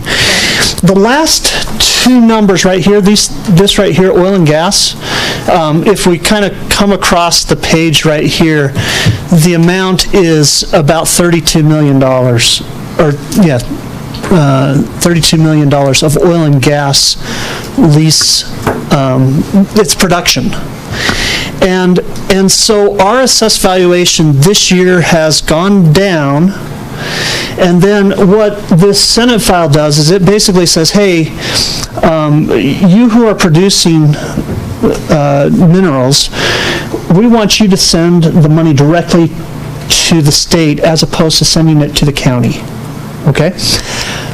So they want a So different, doing like a central assessment of all the mineral rights? Yeah. All the severance tax? and they're spreading out this year's tax amounts over 15 years. So there's a new system, and it's kind of causing our county and other county treasurers and assessors to kind of pull their hair, going, okay, so what does this mean? You're going to spread out the taxes received over 15 years, and it's like 8% a year for, going for the next 15 years. So if I assess you $1 million this year on January 1 on lien date, I have 8 years to pay it? Okay, so it's going to be, somehow, I don't know if they're going to be collecting everything, but the amount that's going to be going to the counties and to the school districts. So the state takes a full $1 million and the counties get... I don't know, and things. And so the state is actually setting up a new system, a new tracking system for that. Yeah, why do I think we're going to get... And so, okay, this number right here, this $321 million is the county amount. Now, we have two assessed valuation numbers. There's a 25 mil, that's the school district. So you take the Uinta County, ad valorem property tax, you carve out and you say, okay, what's Uinta 1's boundary? And you take 25 mil. Then you take the entire county and you take 6 mil. Okay, and so usually I've presented 2 mil numbers, the 6 and the 25. And what I'm saying is that we're going to now have 4 numbers. We're going to have a 25 mil that is the oil and gas that's going to be spread out, and then we've got all the rest, 25 mil, and then you're going to have 6 mil that's going to be spread out, oil and gas, and then the kind of all the rest. And right now, usually at this time, I have received the WDE 100, which is... Okay, so I have got the preliminary, but I'm on the 17th. I've got a meeting. June 15th. Yeah, so I have not received the final, and it's a little bit late, but they're going to be talking about that in this. So no, it's not COVID that I'm aware of, but maybe it is. I don't know. Okay, so what the short of this is, and is that of this roughly $30 million, some of that's going to be coming in late. Now, for us, when taxes come in late, what that means is that we get a tax shortfall grant in October, and we go on our way. What it means to the BOCES is something else, because they don't have a tax shortfall grant. So the 0.2 mil for BOCES gets held up? No. What I'm for our BOCES. For our BOCES. For our BOCES. Okay, for this BOCES. For this BOCES is that the oil and gas amounts are going to be depressed. It's going to be less, and it's going to be spread out over 15 years. Now, at first I was like, oh, how much? Well, okay, so if you take this oil and gas, this line right here, these lines right here, all the way across, I'm estimating it's about 10% of the total county assessed valuation, and they are going to be getting some of it. What it will mean, and what it means to you as a board, is that our BOCES, Parks and Rec, are going to be hemorrhaging, or they may need to do a little bit of, okay, change of mission type things because of this delay in taxes. I'm not saying it's going to be a lot if you think about 10%, okay, but and they're pretty thin now. Yeah. So this is where I'm just saying, hey,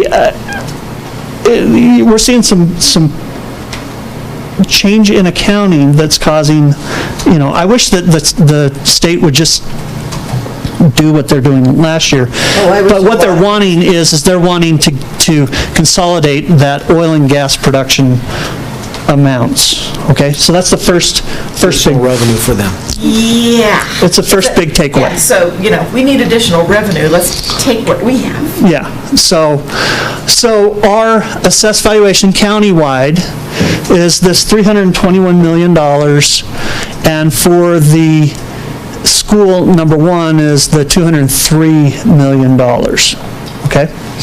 Now, you should have received, and it's on board docs, the draft budget, this right here, and it's a draft.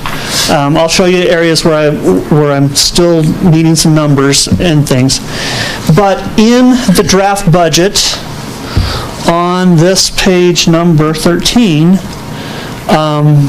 you can see where the assessed valuation has been. Right. Okay? And so what I'll probably need to do is split this year up as soon as I get numbers from the county assessor of what is the 25 mil mineral production and the 6 mil mineral production and things. I would ask that, hopefully you have had an opportunity to read this. I'm trying to give you, here's how the sausage is ground. But you're right, there's going to be 4 categories, because you've got within district, you've got the 25 mil ad valorem, 25 mil severance, and then the county, 6 mil, 6 mil, ad valorem and 6 mil severance. Yeah. So yeah, you're going to have 4 columns. And then what, this gets put into this 100 model, and they'll need to add 2 lines there and run the calc there.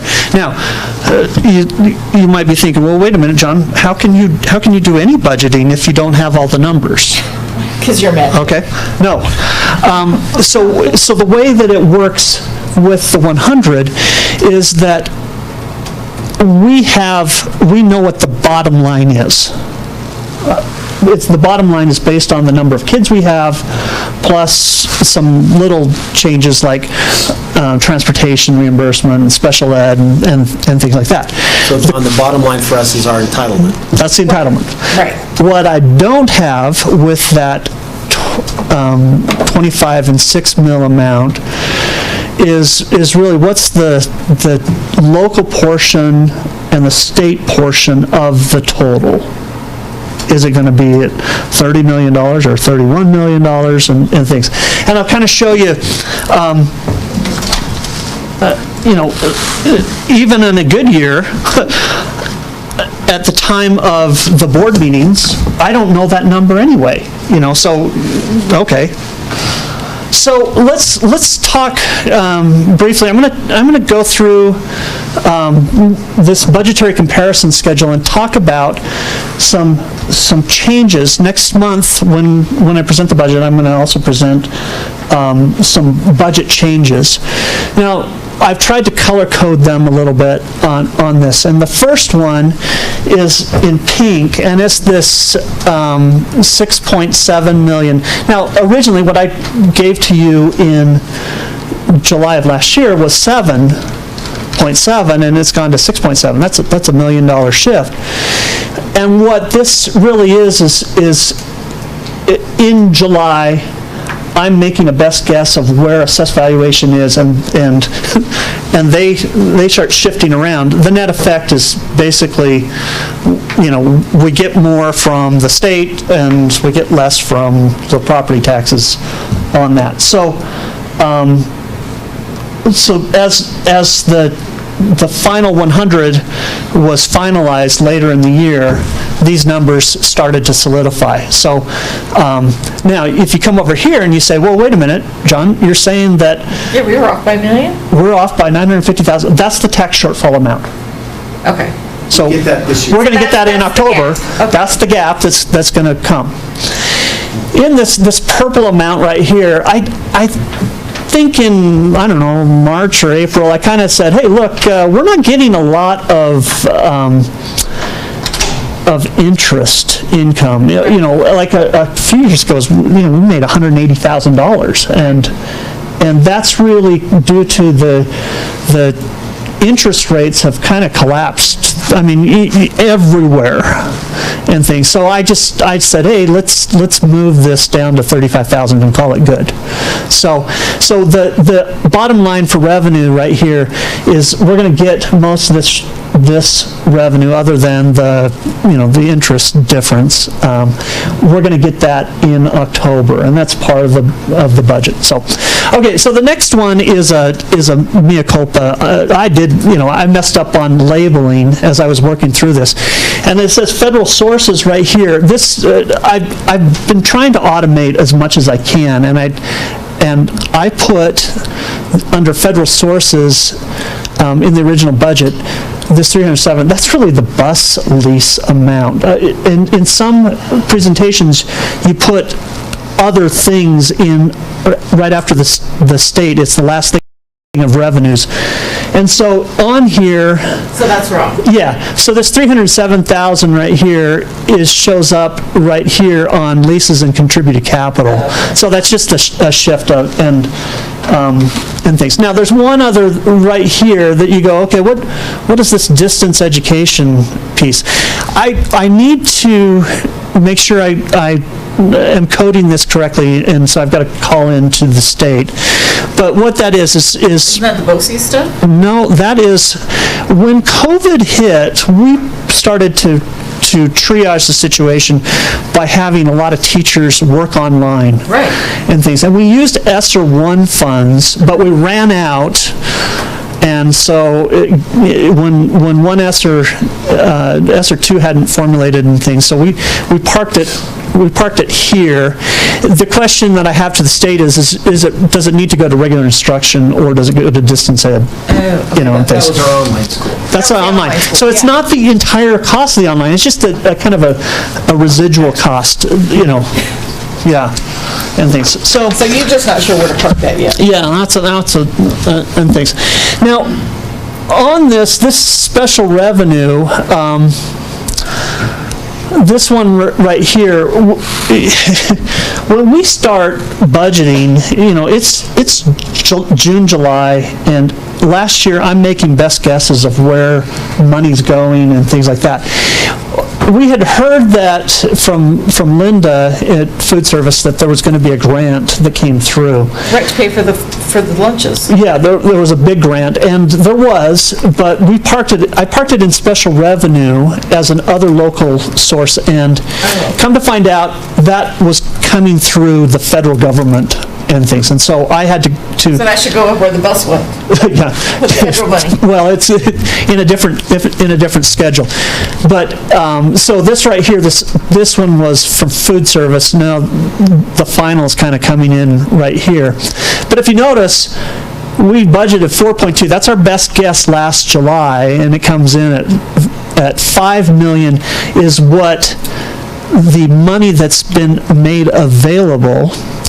Now, right now, we spent $3 million, so, okay, you grossed it up. More than we spent? What that is that the ESSER 2 has come in, and some of these other grants, we have final award letters, and so some of that money is going to be moved into the next year on that. So that's why this gets grossed down, and then if you come down here, community support, which is food service, gets grossed down to there. Okay. CapCon, there's really no changes, I think, on that. Major maintenance, same thing. We get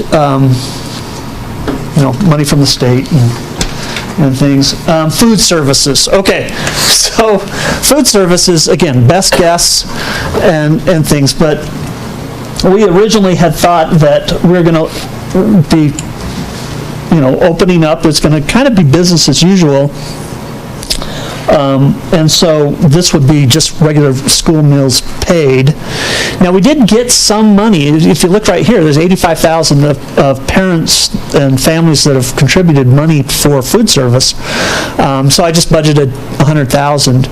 But right here, look at this amount right here, this is $2.1 million. And this is really the Evanston Feeds the World, or at least Feeds Evanston.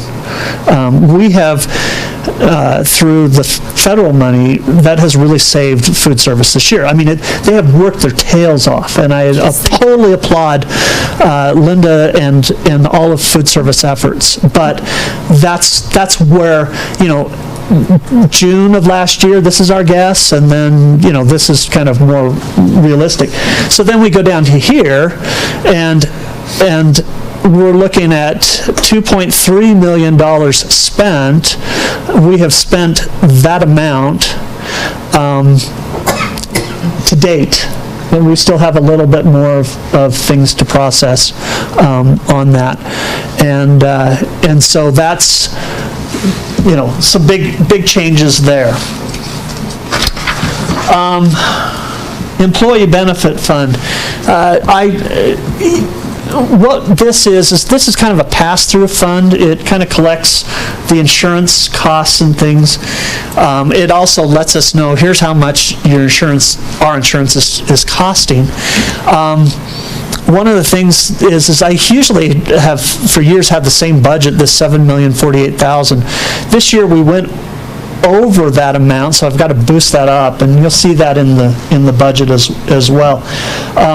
What this collects is, we collect the BOCES, they pay into this, the school district pays into this, the retirees pay into it, and it goes out from there. But it also contains that $1 million amount for the employee benefit fund that we take the $75,000.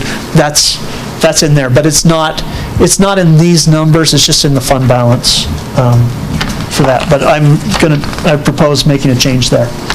Lastly, is the special reserve for depreciation. Now, right now, I don't have anything in that account. So here's the plan. We should be, by the 24th of June, we should have cut all of the teacher checks for the summer. That's about where. There's a little bit more that needs to be cut for summer school. There's a little bit of AP, that accounts payable, that comes in, okay, and things. My goal is basically to have my goal is to give nothing to the state. So that's and by statute, we can move up to 10% of our $40 million budget. So, theoretically, we can move $4 million or thereabouts into a depreciation reserve. Right. So the amount that my target amount is found on the WDE 100 is about $6.6 million of cash that we can have. Anything more, it goes over to that. And so at the budget hearing, I'm going to suggest that we'll have a little budget of, okay, here's how much we're going to transfer across. But right now, I don't know what that amount is. Target amount for our carryover is 6.6. Yeah, it's somewhere in that neighborhood. It's really kind of hard. There's so many moving pieces in terms of AP, accounts payable, things that you have to pay for, bills and things like that. But I think that we're going to be hitting close to that. So, on the annual budget, I'm not going to go through everything. Thank goodness. Last year it was awesome. You told us which pages to look at.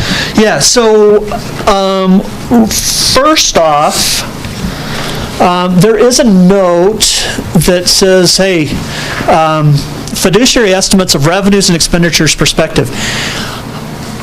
We are moving the early retirement fund out of this and moving it into the employee benefit fund, and then making a note. Oh, so we're not going to keep them separate? Nope. No.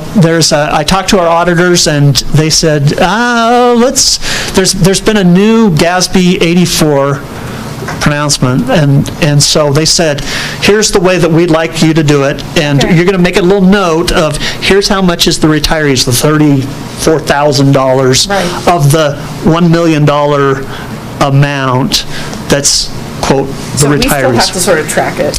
We'll track it, but the fiduciaries, it's really interesting. Let me read the paragraph. It says, this last set of funds are fiduciary that track and control money owned by individuals and groups outside of the district, such as retirees and graduates. These funds are not appropriated. They're not presented as budgeted funds, but the estimates of revenues and expenditure are given for informational purposes. Okay. So there's a change in that. Okay, so quickly. So this is the proposed budget for... Yeah, so yeah, this is, and right now it's a little bit in flux, every day I come in and it's like, oh yeah, John, you need to remember to do this. We changed it. Yes, okay. So at the bottom line right now is I'm sitting right now at negative $37,000. In other words, I got a deficit. We've got to close a $37,000 gap, which is, Okay, the fact that you're only at 37,000. that's easy. I think we can do You it. can handle that. Well, Ryan says, oh yeah. I was going to take it out of Ryan's. Yeah. So this presents in a way that is functional. In other words, what are we doing, and regular instruction and things. I always get questions on what, $2.5 million is central administration. You guys are spending. Okay, so what's in that? Okay, so what is in that is the board. Okay, so what do you guys spend money on? Well, you spend money on insurances. You have your insurance total. You also spend money, or I should say central administration spends money on technology. Jaron's large IT, his staff and things are in that central administration budget. Business administration, what's in that? Well, it's my staff, but it's also the warehouse. And things. So page 21, this kind of gives you an overview of that. And then if you notice on page 23, it reshuffles the deck and says, okay, how much do we have for salaries and employee benefits and purchase services, supplies and materials and things like that. Mm-hmm. So it's presenting it in a different way. Now the official budget is functional, but I give this for informational. Probably the last page that I would say, yeah, take a look at this and things, is I've tried to give you some budgeting assumptions. This is a page that's, okay, here's the little changes and things. We've increased my retirement amount and who's, paying that. We've got salary increases, and we've got, we reduced positions, but we've added some positions in things with different amounts. I've tried to keep track of it, and sometimes, it's like, okay, well, that was too complicated for me, but... John, can I just point a few things out? Please. So, since January, we've approached balancing the budget through attrition, use of federal funds, the ESSER 2 funds, reductions in operational budgets, but attrition is typically always the big one. And at that time, my goal was 10 positions. But we did get 10. And since that time we got 10 and balanced the budget several weeks ago, had a chance to relook at numbers. Numbers are up actually from January, which for us is a very positive thing. And how far do we have to go through attrition to balance the budget? Right. Where do we want to be? I was going to say, always keeping in mind that we don't want it hitting the classroom and having, class sizes of 25. Exactly. So 10 positions basically where we got was an average of 18.8, which is 19 kids. You can't do a 0.2 kid. Still a lot. So that means you're going to have some 22, 23, and some 14, 15.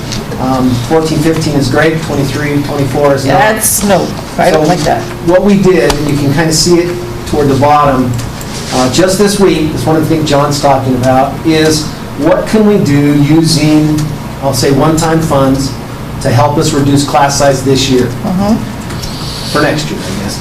So what we did is, you can see, we added an elementary teacher funded by Title IIA. That is a federal grant. We have some funds through classroom reduction money is what it's called. We added an elementary teacher position funded by ESSER 2. The reason why we did that is we have 3.5. We spread it across 3 years. 80 to 110,000 for a teacher, we think is well worth it for this year to reduce class sizes. If we can get those numbers down, absolutely. Yes. Also, we're learning more and more about ESSER 3. ESSER 3, we have $7 million. Okay. State's trying to take a majority of that, but Of course they are. I don't think they'll be able to, but if they take their 80% that they're talking about, that's still additional $1.5 million we have available. So we're doing this one out of ESSER 2 to see if the feds will allow us to reduce class sizes. I think that should be what it's for. We originally were going to take 2 positions, but as John and I sharpened our pencils, we are going to take 1 position out of ESSER and 1 out of general fund. So that's why John is now sitting at a negative 37. We were at a positive 235 But yesterday. we can find that money. We can get it, no doubt. Then we're going to take 1 position from Federal 6B, which is special ed. We're going to hire a special ed teacher at the high school. So even though we cut 10 positions, we're adding 4 back, 3 of the 4 through federal funds. Okay. Those are positions that will be hired as temporary. I was going to say, you know, we can maybe maintain it for 3 years, but we don't know after that. Exactly. And so anyway, I'm really pleased we can find those special funds. What we're finding is the feds are rolling money out. And the negative thing is I'm worried that it will impact how our state funds our schools, because we need money that continues year after year after year. Federal dollars sooner or later will dry up. So we have to be cautious. You guys are very well aware, John is very cautious. But the good thing is what that does to our numbers. It'll move our numbers back to about 17.4 to 1. So even adding 3 teachers back to the elementary only drops that by 1 student per kid, or per class, per school, average. We'll still have a couple. It makes a big difference in those classrooms. Yeah, we'll still have a couple large classrooms. There's no way around if you have 50 kids and 2 sections, that's 25 kids in a classroom. Upper level, still large, but lower level is just not appropriate. I just hate 25 in an elementary school. Yeah, we've done it before. Yeah, but it's not good. And So you know it. what we have is the ability to support those teachers, and we will. And the challenge is we're basing this on estimates of students too. If our numbers go up in the fall, we can make changes. What we do is close that 2 section of 25, and they would have to go to other schools. But if we continue to get kids, we're going to have to add teachers. Or we'd redraw the lines. We're going to have We teachers. redraw the lines. All right. Lastly, this is kind of a for your information thing. I just have, okay, so what's the operating budgets of different things? And this kind of summarizes some of the amounts. You know, we go to 6.12. So please read over it. I think I also sent out a table of kind of line item operating Yeah, it's really things. big and fat and tiny. And so, you know, you've got different decisions that are kind of being pushed through. Holmes magnifier. And things, but we're trying to give, you know, information. Here's how we're, you know, as I say, grinding the sausage. But So John, on our big fat tiny thing. Yeah. You've got different colors for different years. Okay, so what that is it's a temperature chart. So each line, if it's red, that is your highest year. If it's green, that's your lowest year or lowest number. And so I was thinking, these are the years that we went over budget? No. And so it just is a very quick way to say, oh, okay, you know, for let's say insurance services for property insurance, you know, it looks like the trend is up. Or the other one's really interesting is gasoline. Yeah. You know, you can go in and pull that. Well, I just couldn't figure out the color coding. Yeah, so, and if you notice, this year's is not in there. Right. And the reason is that it's an incomplete year. And so every year I kind of just, I'll add a new one, but in February, it just doesn't make sense. And right now, okay, we're getting close to it, but I haven't loaded that one up and things. So, do you have any questions? How do you have any hair left? I'd be pulling mine out, it would be gone. Well, I think I appreciate that position, because I don't think anyone realizes we're aiming at a moving target. Who in the world budgets and not know what their final numbers will be until October? And you guys have to approve the budget in July. Well, and the fact that we don't even have the 100 yet? Well, we've got the final numbers. I'm confident of the entitlement. What we don't have is I don't know if the state portion is going to be at 30 million or 31 million. Or the local. You don't know how much the state's taken away from us. Taking or adding to. So that piece right there is still, we still need to, there's a little bit of food service things that we need to hash out. Close that. No pun intended. Yeah, sorry.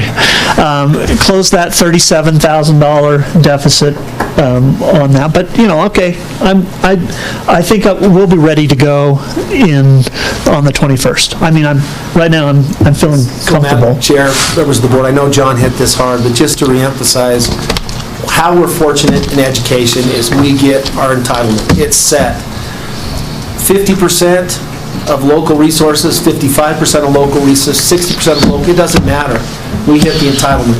Whatever the local resources don't get to, the state will make up. And so we're very, until very they run fortunate. another bill.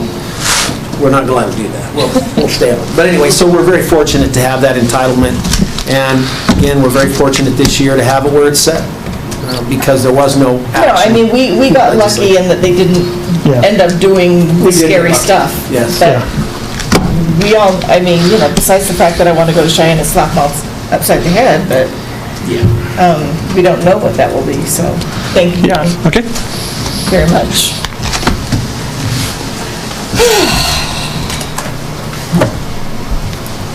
Okay, we are now on our CKA discussion. So we continued the CKA public comment period last time because we realized we hadn't seen some of the comments that have been given prior to our March 30th, yes, public hearing. I'm assuming the board members have had a chance to go in and look at all those.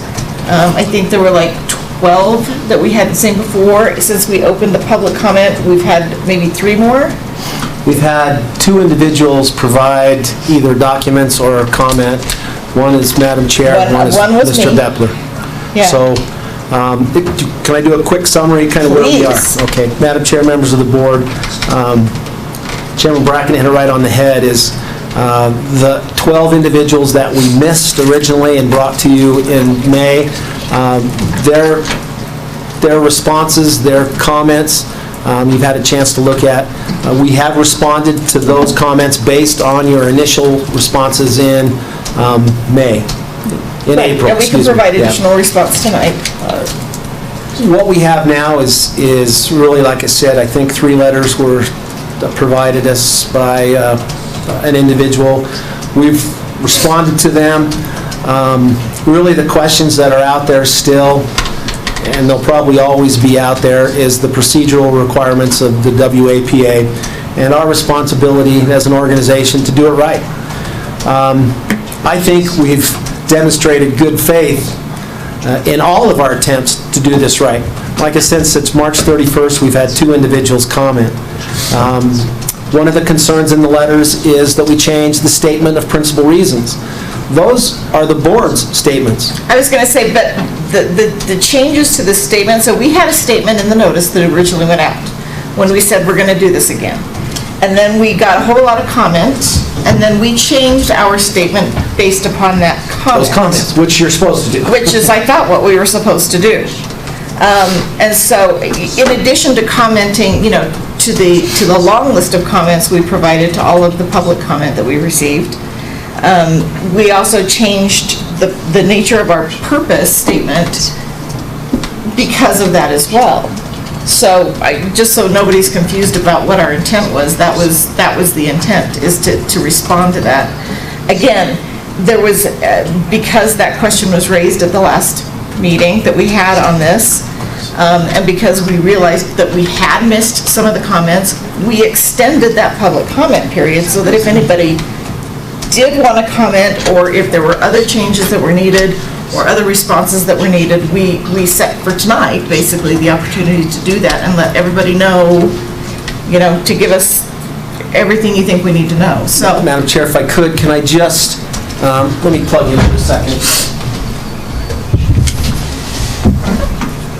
Where are we?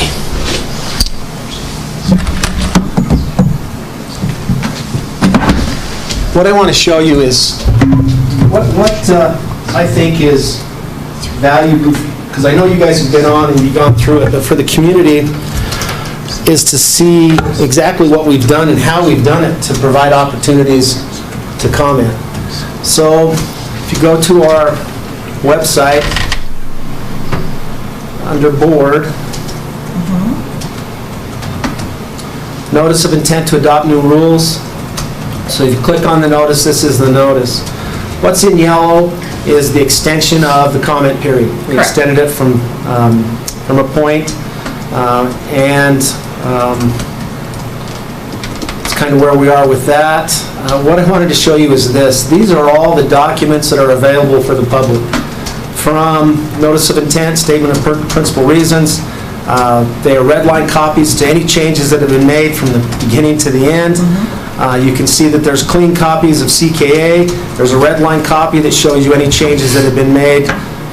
And that's kind of the purpose of the Wyoming Administrative Procedure Act, is to give the community a chance to respond, and then the board to react to those responses. And we make changes according to what we hear. We made changes based on those comments, yes.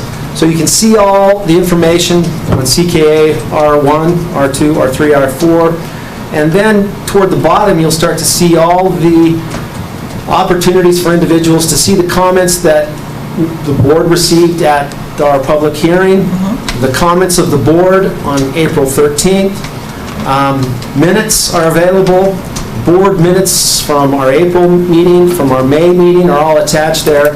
But the one that I think is probably most telling for individuals is if you go to the hard copy comments, it brings this document. This is where we've listed every piece of paper that's been received, every letter that's been received, by who, and then the response by the board.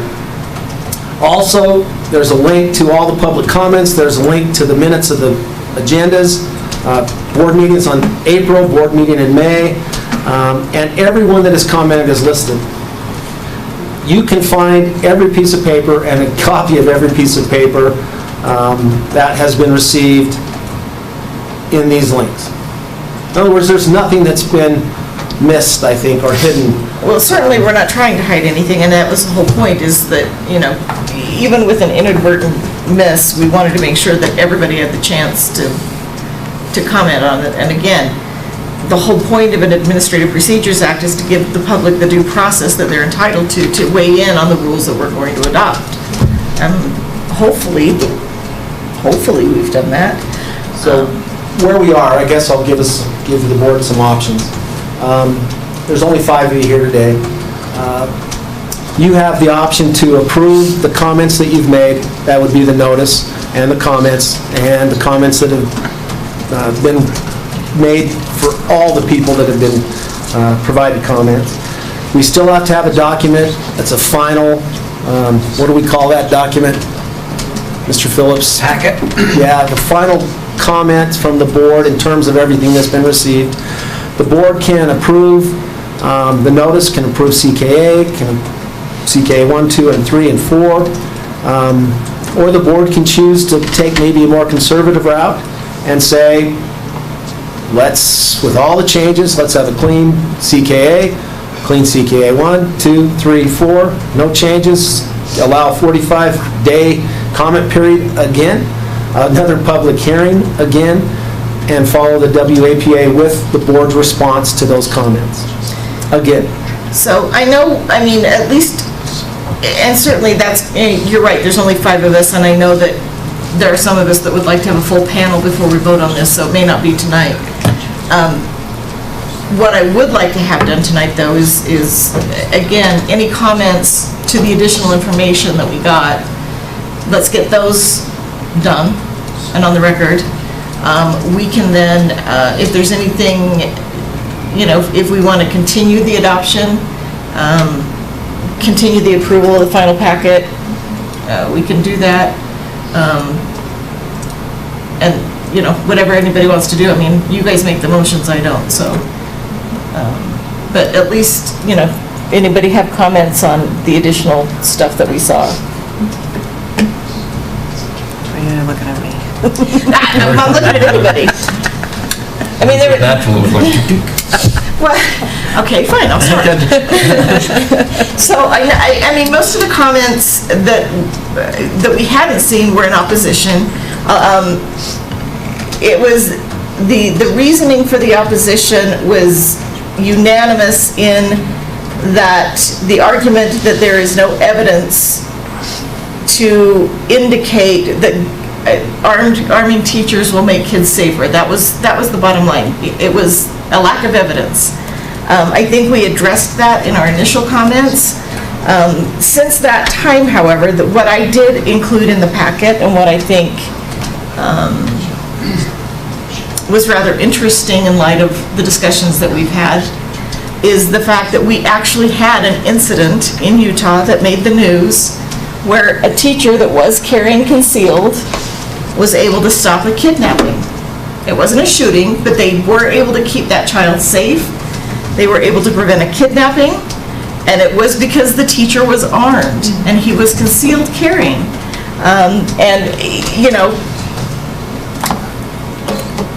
There's your evidence.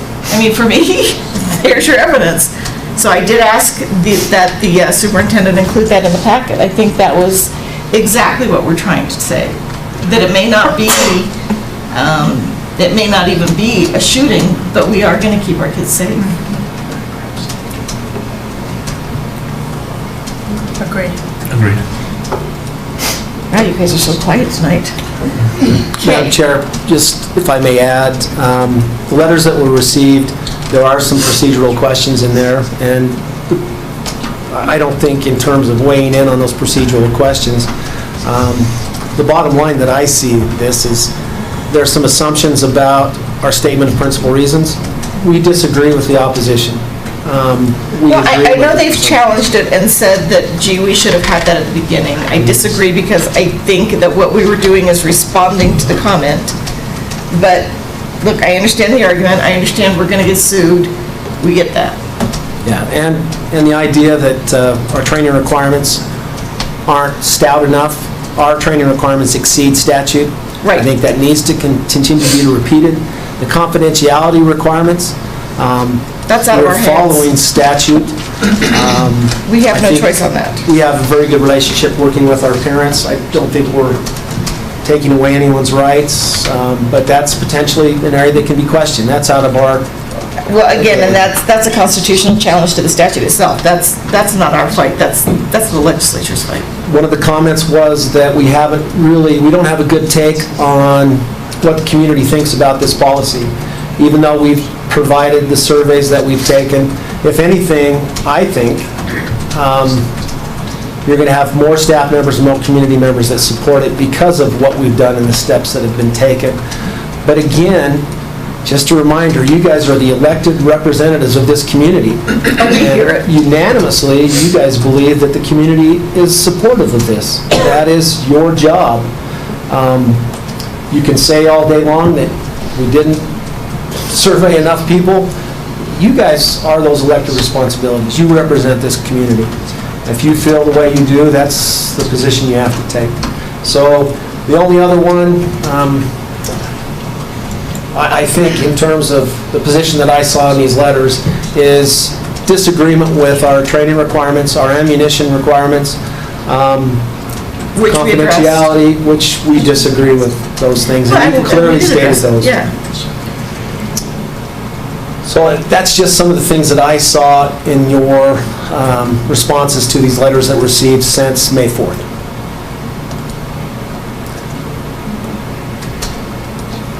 Anyone else? Okay. Well, that takes us out of the discussion items, and we're down to school reports. I was going to say there's not a lot. I was going to say there's nobody here. Jared?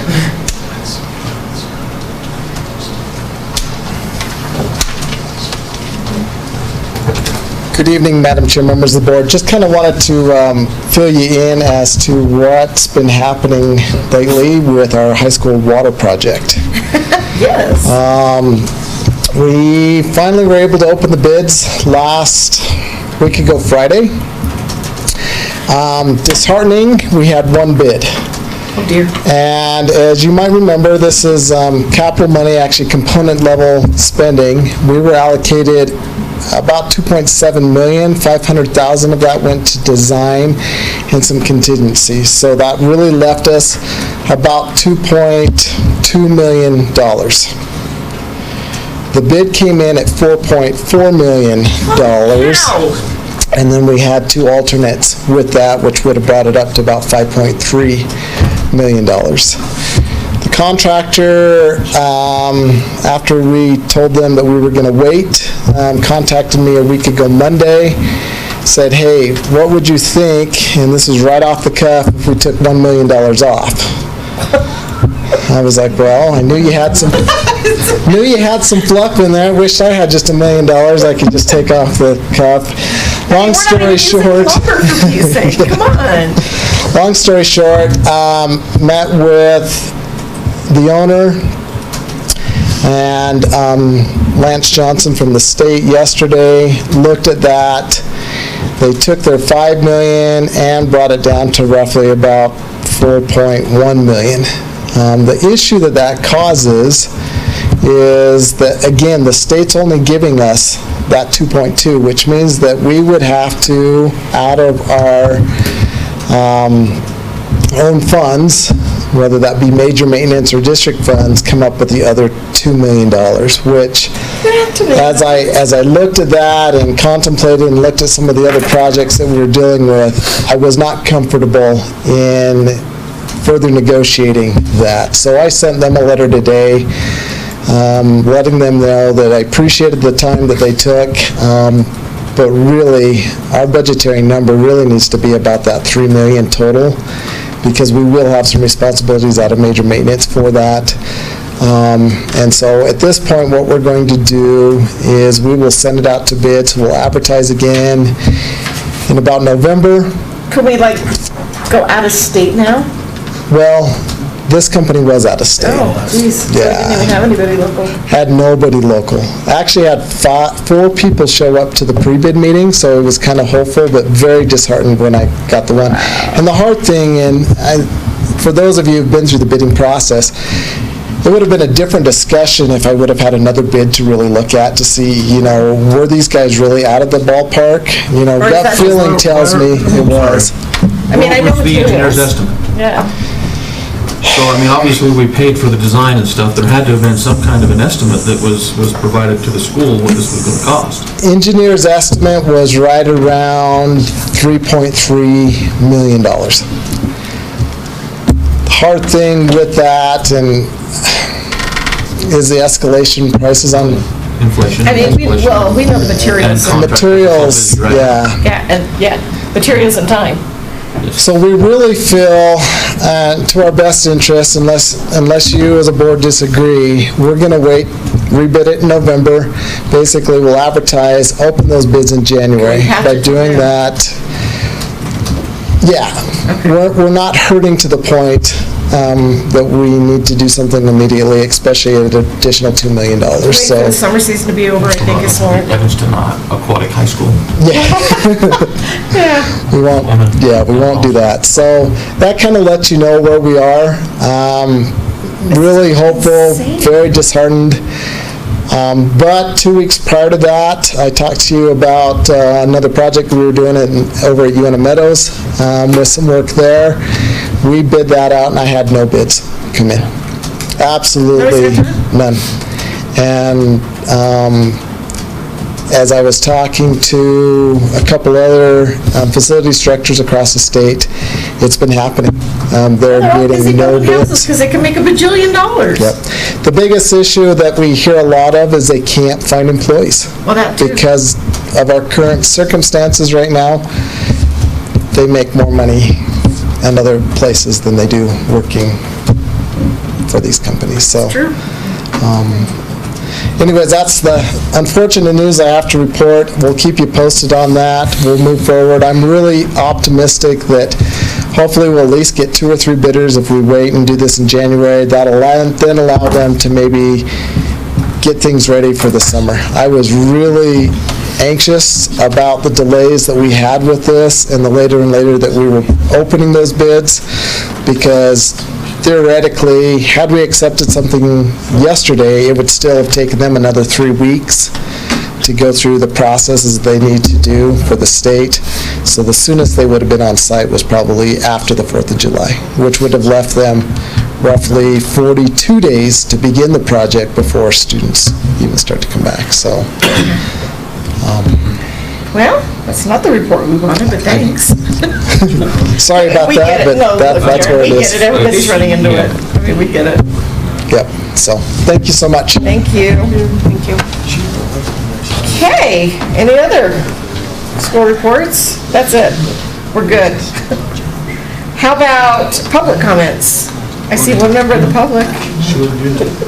I'm just a bystander. Okay. Today. We'll move on. All right, we are down to the action items now. We do have some personnel matters, right? We've got some resignations. Should we do those first? Yes, Madam Chair, members of the board, we recommend that you accept the resignations of these individuals. Want to go through the names? Yes, please. Catherine McMahon, Marina Zeller, Kimberly Lamb, Shirley Robinson, Amy Covington. Do I have a motion to accept the resignations of the listed people? So moved. Second. Okay, any further discussion? All those in favor say aye. Aye. Any opposed? Motion carries. Now we have some certified contracts. We recommend that you approve the following contracts for Jessica Dolezal, Terry Wilt, Shayla Patterson, Thomas Painter, Katie Morrison, and Deluse Alvarez. Dulce. Dulce? Dulce. Okay. Not even close. Do we have a motion to approve the certified contracts as listed? So, Is that Jenny? Yeah, Jenny. Okay, Jenny and Dave, are you gonna second? well, I was, You gonna move? I was gonna move, but I guess I'll second. She's faster. I know, so I will second. She moves faster. Any further discussion? All those in favor say aye. Aye. Any opposed? All right, and we have some related service contracts? Madam Chair, members of the board, we recommend that you approve the related service contracts that you have listed, that are listed, and then the Black Hills Special Services Cooperative contract. Okay, and those we don't list out, so do we have a motion to approve the related services contract? So moved. Okay, thank you, Dave. Any further discussion? All those in favor say aye. Aye. Any opposed? Okay, motion carries. The next action item is to approve the meet and confer agreement that was negotiated last month. Madam Chair, members of the board, appreciate those who served on the meet and confer. We had, again, another positive experience, give and take from both sides.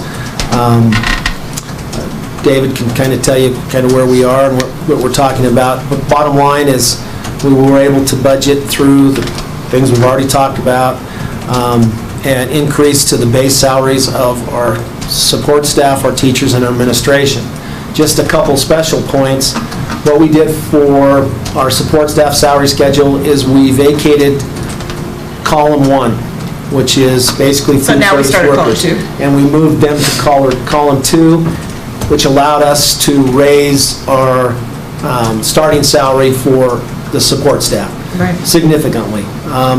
That's a thing that's been needed, and we probably need to do more work with that, but that probably needs to be a special committee that does it and presents it in negotiations. We also added $2,000 to the base for our certified teachers. Nope. 1750. Oh, yeah, 1750, thank you. The key to that is what we did is, we were going to give them $1,000 to the base and $750 as a step. Right. It was agreed and negotiated to just put that in one. Every employee will get $1,750. To the base? To the base. So everyone gets an increase of $1,750. If we did it the other way, someone would get $1,000, someone would get $750, someone would get $1,750. Oh, So okay. I think it was very wise to do that. And then we did add $2,000 to the administrator's base, which is equivalent to 2 steps.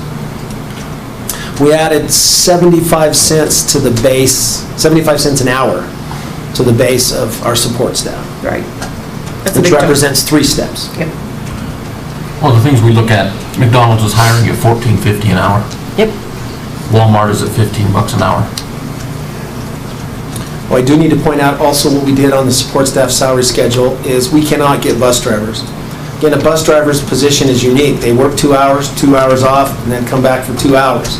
So they don't make enough hours to earn benefits. So we actually moved them to the right on the columns. We added basically between $1.50 and $2 an hour to the starting salaries of our bus drivers and our sub-bus drivers, in hope that we'll have bus drivers for next school year. We compared that to local districts where we were $4 an hour less Holy cow. than districts within 80 miles of us. So this brings us closer. Like I said, we still need to do some work in the future on those salaries for bus drivers. It's the same kind of employment. Food service workers are typically under 5 hours a day. They don't get to have benefits. They're short-term in terms of hours. Same thing with our bus drivers. They're unique positions, and we need to pay a little more to get good people. So that change was done. I also, we made one change to the administrative salary schedule. Mrs. Martin, our Director of Food Service, has been working year-round. But not being paid for Yeah, so year-round. I know, we bless their actually hearts. changed her schedule to a 260-day contract, similar to everybody else. Mr. Dennis, Mr. Williams, myself, and that changed her compensation level a little bit. So I already mentioned that to you. But Sure, that's that- part of these approvals. Okay. Again, any of the other things we negotiated while in retirement. This is the last year of that change. That increase. Everyone understands that. We actually paid for all of the increase to insurance, our health insurance, which again is Fortunately, wasn't that, I mean, yeah. 7%, still significant. So in terms of the board's commitment to that, my hat's off to you. Other little things, probably nothing out of the ordinary, but the salaries, the benefits, again, we were able to, I think, treat our people well this year. All right. With that said, do we have a motion to approve the meet and confer agreement? So moved. Second. We have a motion and a second. Any further discussion or questions? I actually do have a comment, and I didn't get to jump in real quick. But yeah. I know, Ryan, you mentioned that this is adjusting, different salaries with different positions is something we probably need a committee and look at. I know we've already, by this have identified, there's discrepancies in transportation and food service. If there's discrepancies there's probably discrepancies everywhere. Most definitely. And so I definitely would like us to really focus on really evaluating every position that we've got and seeing what we can do potentially in the future. I know our hands are tied with budget concerns, but really looking at everybody. That was one of the things the additional things we agreed to. So that's also in this agreement. Well, if we can do a Study the comprehensive salaries. market survey of everything that. We actually found a really good source, but he's pretty expensive, that would come in and help us do that, so it wouldn't be It's us. a full-time thing for, yeah. Us making that. It's focused around job descriptions. Yes, exactly. So I just So, wanted yes, we will do that. to add that in there. Probably earlier than later. Typically what happens is we wait until after the new year. No, I'd want to start gets earlier passed. than that, Yeah, yeah. no, we'll start early. We need to decide if we want to put some money out there to bring someone in as a third party to help us. Well, we don't have a full-time HR person, that would normally do this? And even then, a full-time HR person is going to take like 2 weeks of, that's their time? No, We don't have that, so we need somebody. we're good with HR, but that's a specialty that I think maybe. we want to look Absolutely at. is. Okay, we have a motion and a second. Any other discussion? All right, all those in favor say aye. Aye. Any opposed? All right, there you go, you got a raise. We have the lease for the Curlin building. This is for the Hayden Peak Academy that Dan Exactly. talked about for BOCES 5. We just They need are to- good, Yeah, they're good tenants. good tenants. We just need to keep it going? Yes. So this is for another 1 year? Yep. Okay.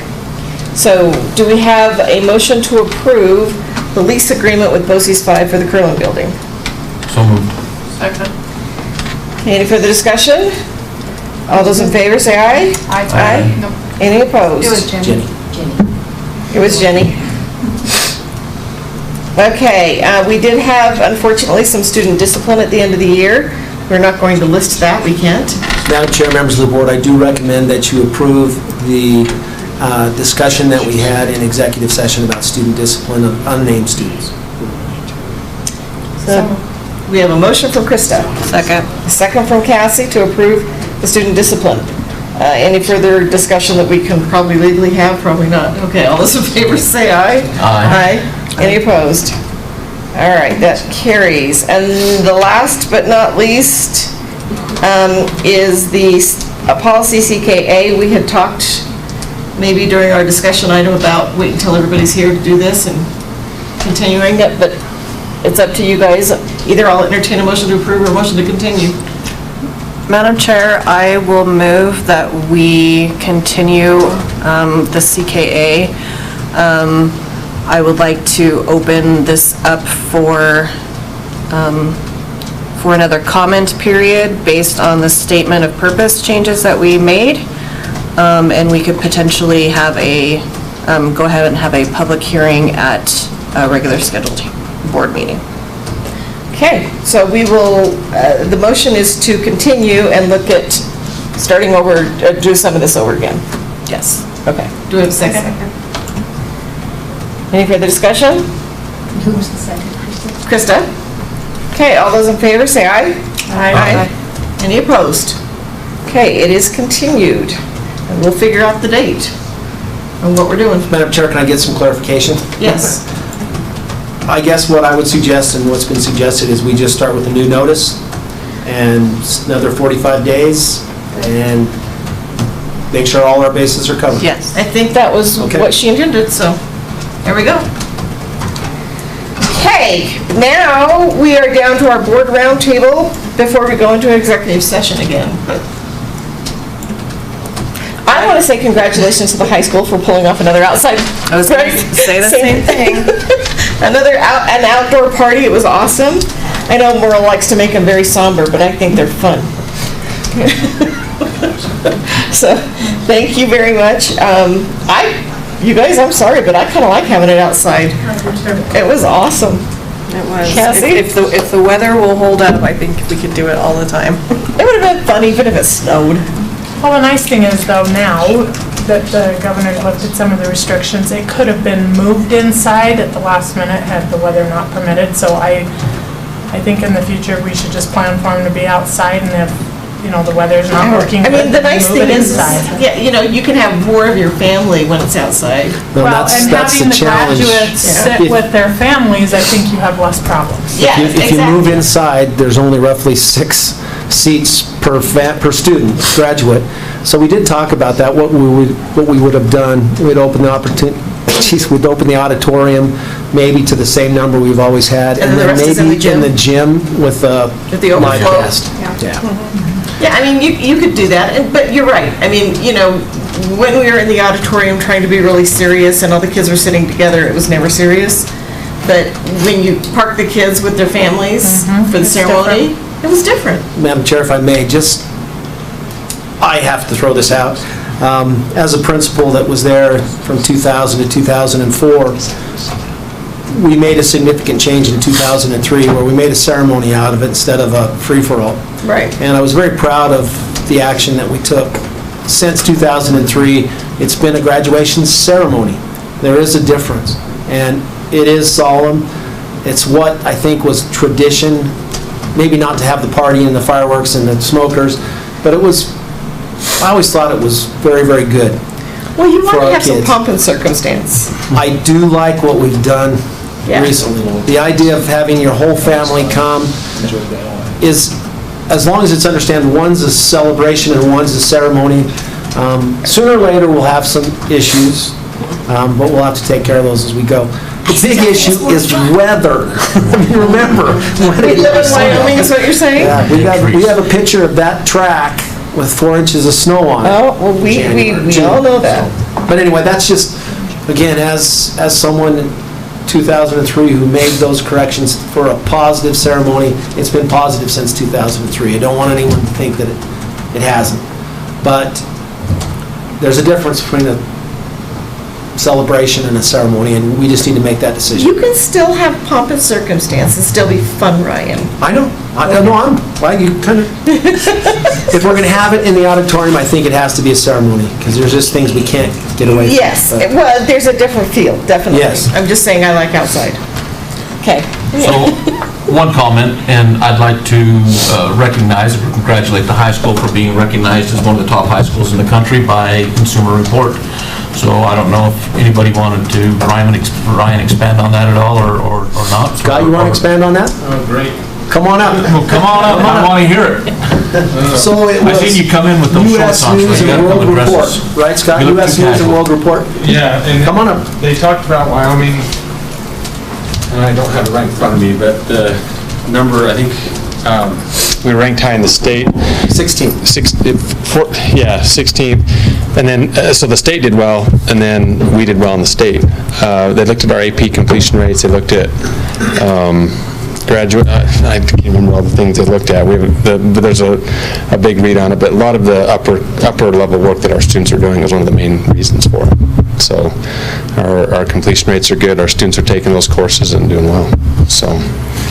Anytime Little Evanston is recognized in a national publication for quality schools, it's a good thing for us. Yeah, this is the second time in recent, so yeah, good things are happening. So, yeah, sorry, I'm not more prepared for that.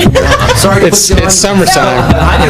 This is our round table, we want to say congratulations. Congratulate you guys. So I don't know Thank how many you. people know or didn't know about it, so. Thanks for your support at graduation, too. One of the most positive things we heard is people not waiting in line to get in. That's another thing, is your spot was known, so. Your spot was known, everybody got in. That was a less of a headache, We heard some so. complaints about having the podium in the corner, so that the people in the far end couldn't see, but, it worked. We'll make some changes. We'll keep getting better. It was a good article in the newspaper about, I believe, the high school stuff, so thank you.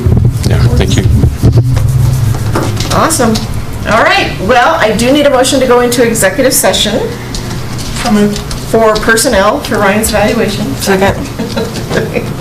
And no further discussion. All in favor, say aye. Aye. Aye. Okay, we will come out of executive session and back into open session to approve the evaluation, but that's the only thing left on the agenda. So, assuming that we get something we can approve.